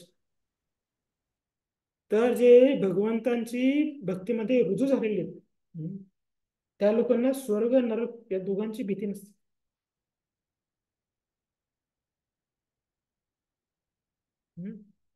तर असं कृष्ण भावनाभावित आपण व्हायला पाहिजे. तर एवढं आपण भक्ती करायला पाहिजे की आपल्याला भगवद्धामात जाण्याचा लोभ सुद्धा नसला पाहिजे. काय करणार आहे आपण भगवद्धामात जाऊन? भगवंताची भक्तीच करणार. आणि ती जर संधी इथं मिळत असेल तर इथं पण आपण ती भक्ती करू शकतो. पण आपण इथं का करायचा विचार करत नाही? कारण इथं व्यवधान भरपूर आहे. आपल्याला लागलेलं साहित्य आपल्याला मिळत नाही, आपल्याला जी इच्छा असेल ती साहित्य मिळत नाही. पण भगवतधामात कल्पवृक्ष आहेत. भगवतधामात जी इच्छा असेल ती आपण भगवंतासाठी सेवाच्या रूपात करू शकतो. त्यामुळे भगवंतांची सेवा करण्याची इच्छा आपल्यामध्ये जागृत झाली पाहिजे आणि ती भक्तीद्वारेच होते. म्हणून त्यासाठी आपण सवय लावली पाहिजे की आपलं प्रत्येक कार्य आपण भगवंतांना केंद्रबिंदू बनवून आपण आपलं प्रत्येक कार्य करायला पाहिजे. आणि अशा प्रकारे जेव्हा आपण सवय लावू स्वतःला भगवंतांना स्मरण करण्याची, भगवंतांना प्रसन्न करण्यासाठी, वैष्णवांना प्रसन्न करण्यासाठी, हेच आपलं जर मनाचं ध्येय असेल, कुठेही गेलो आपलं मनाचा विचार या गोष्टीमध्येच गुंतलेला असेल, तर आपण कधीच भरकटून जाणार नाही आणि आपण सदैव भगवंतांच्या आश्रयाखाली राहू. तर असे जे व्यक्ती भगवंतांचं जे सतत विचार करतायत त्यांचा विचार भगवंत करतात. सततम कीर्तयन्तो माम ये जना परिपास्ते तेषां नित्य हाच आहे का? तेषां सतयुक्तानां 10.10 काय सततम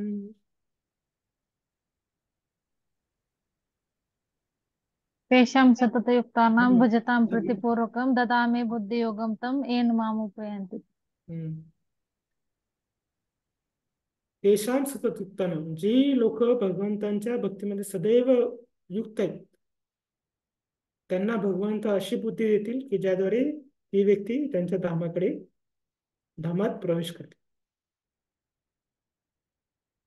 आणि हे स्वाभाविक आहे. भगवंत अशाच भक्तांना त्यांच्या धामात घेतील जे तिथं सुखाने राहू शकतील आणि जे भगवंताला सुखात ठेवू शकतील. तर आपण कोणत्याही व्यक्तीला जवळ करतो जी व्यक्ती आपल्याला सुख देते किंवा ज्याच्याकडनं आपण ज्याला आपल्याला सुख द्यायचे अशा व्यक्तीला आपण जवळ करतो. जर एखादा व्यक्ती आपल्याला द्वेष करत असेल, एखादा व्यक्ती आपल्याला नेहमी सतावत असेल, तर आपण त्याला जवळ करतो का? नाही करत. मग भगवंत सुद्धा अशा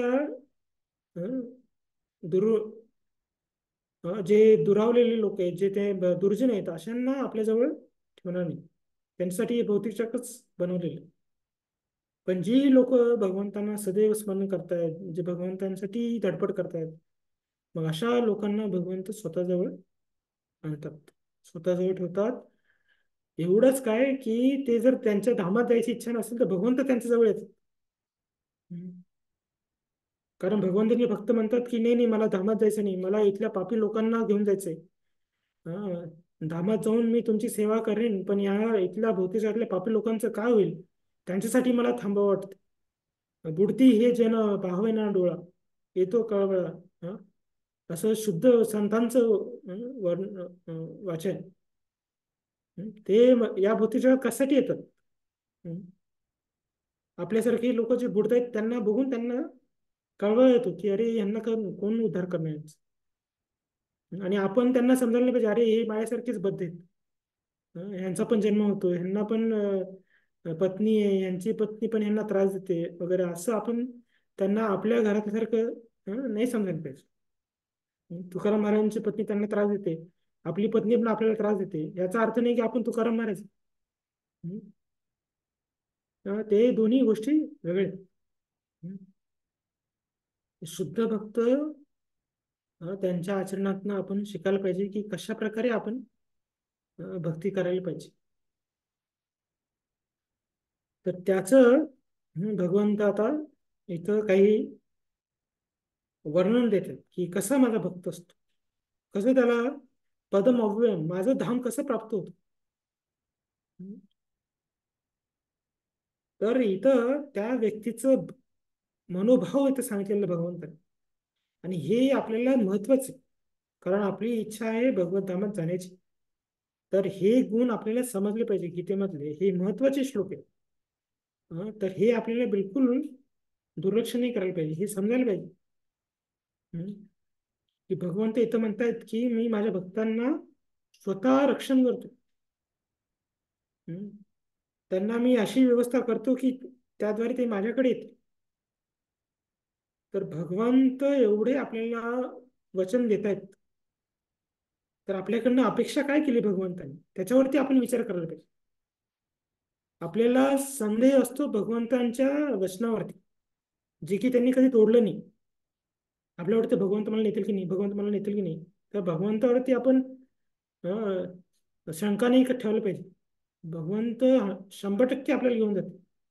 शंका आपल्याला आपल्या भक्तीवरती असली पाहिजे, की मी अशी भक्ती करतोय का, हम्म, मी चांगली भक्ती करतोय, त्यावरती शंका असली पाहिजे. हम्म. तर हे लक्षण शुद्ध भक्त स्वतःवरती शंका करतात, की मी भक्ती चांगली करतोय का, गोपीनाथ माझं जीवन तर पापी आहे, असं शुद्ध भक्त म्हणतात. तर हे आपल्याला शिकायला पाहिजे. ठीक आहे, 1 मिनिट मी आलो.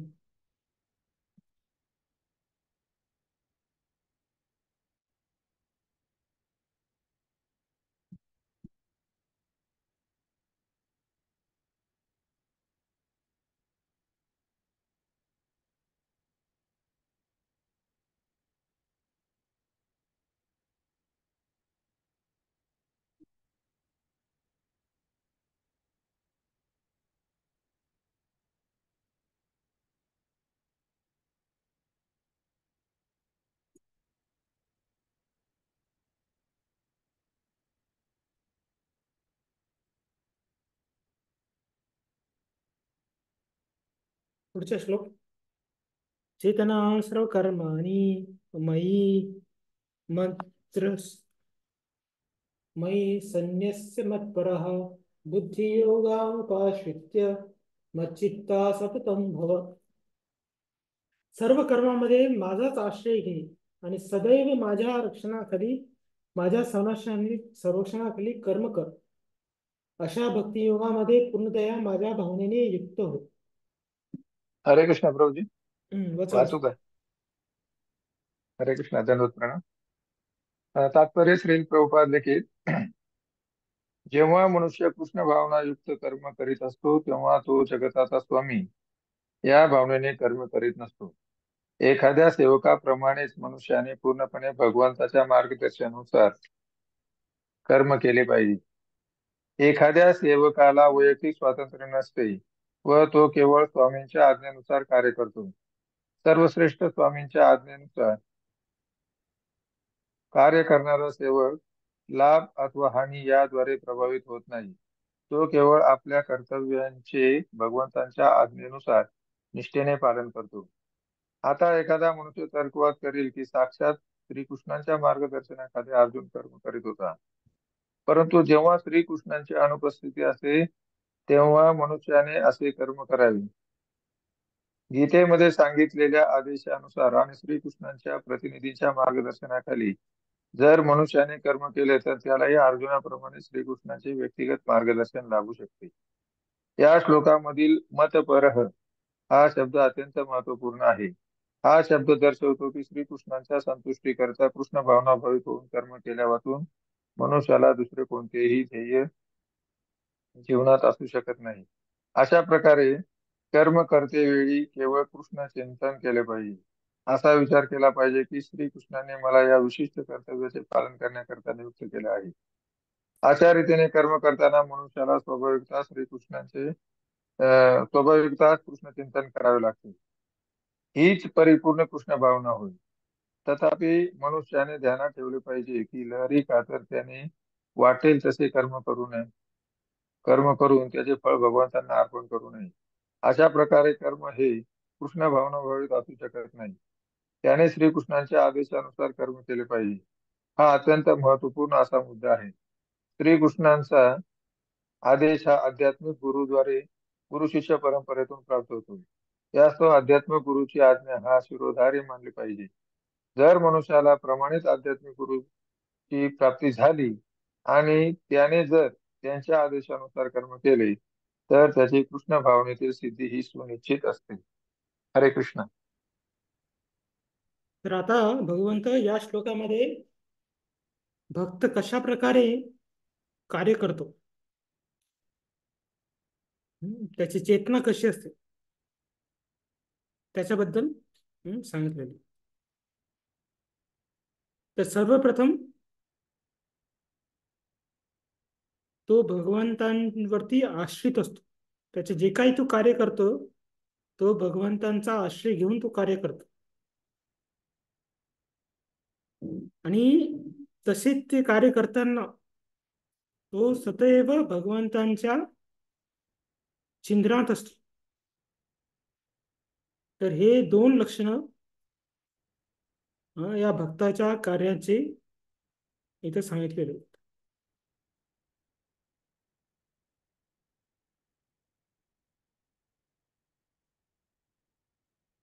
तर भगवंतांचा आश्रय घेणे आणि भगवंतांच्या संरक्षणाखाली ते कार्य करणे.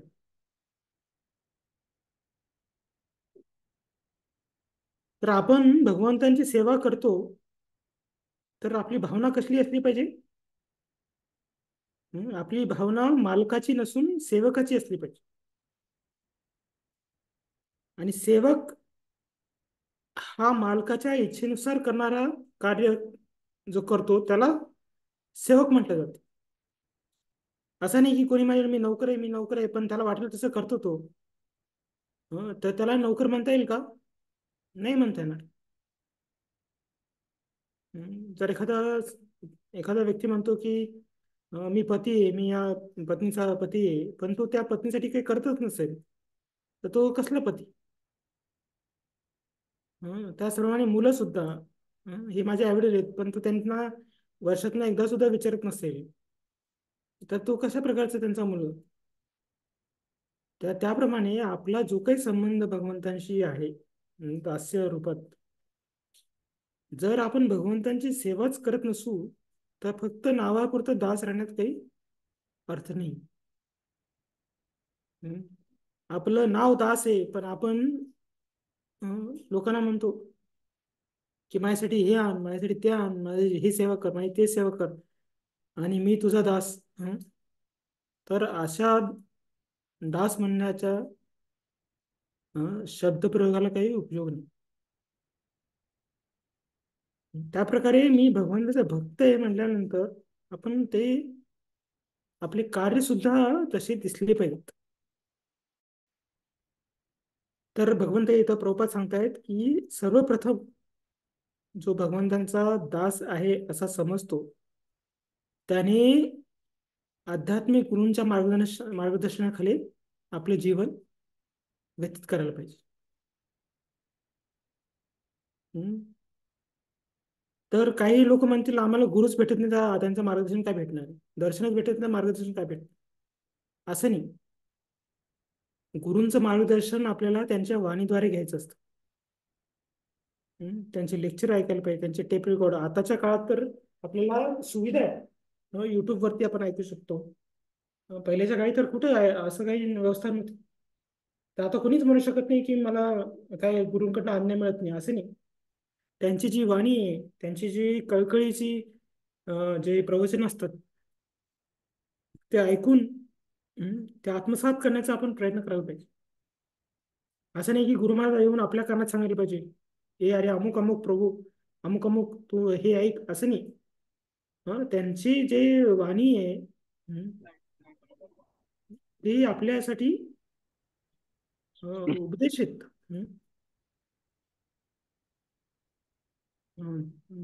तुकाराम महाराजांचा एक अभंग आहे, काय मानू या संतांचे उपकार, मज निरंतर.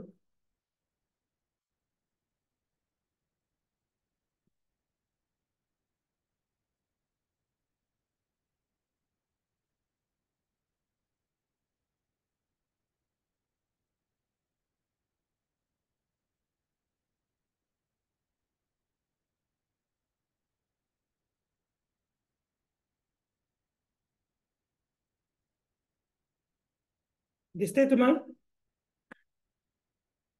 हो प्रभूजी. दिसते?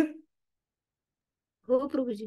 हा तर अभंग आहे, काय या संतांचे मानोपकार मज निरंतर जागविते.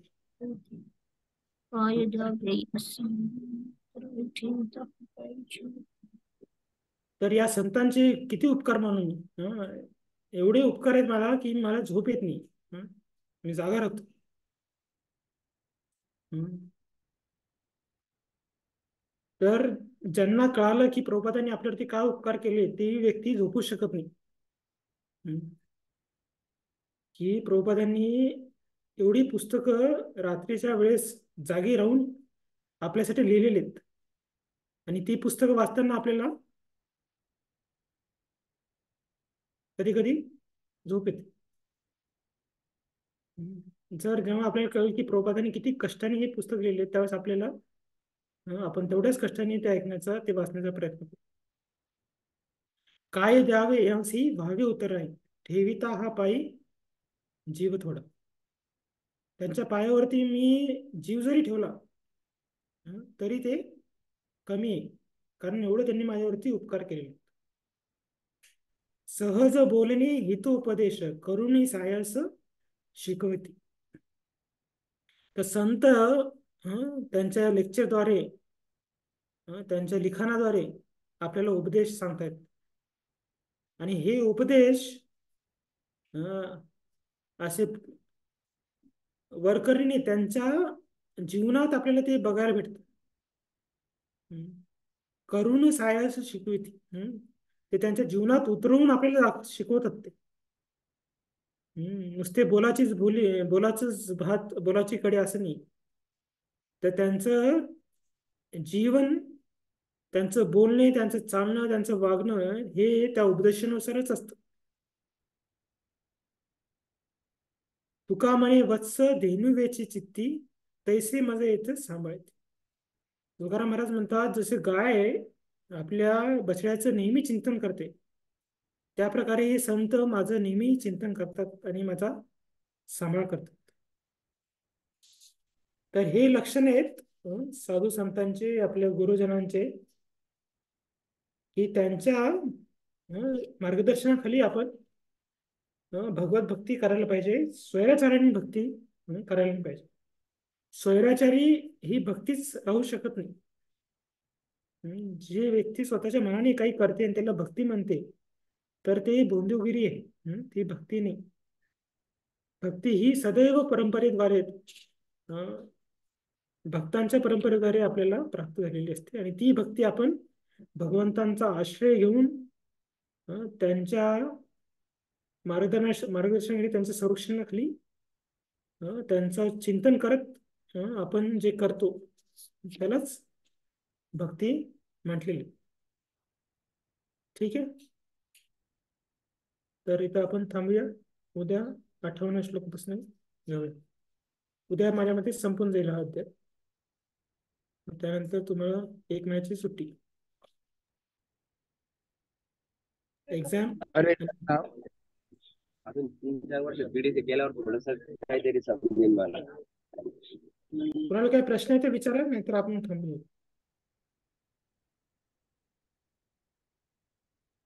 हरे कृष्ण प्रभूजी.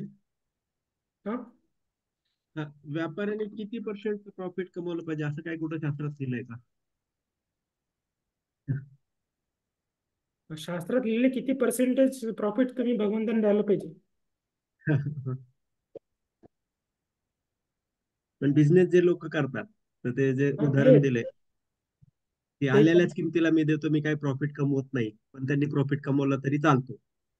हा, ते त्यांना करू द्या जेवढं करायचं तेवढं, काही ओके प्रॉब्लेम. ओके. त्यांचं जे मन त्यांना सांगतं त्याप्रमाणे तेवढं. थँक्यू प्रभू. हरे कृष्ण. 50% दिलाय ना, नाही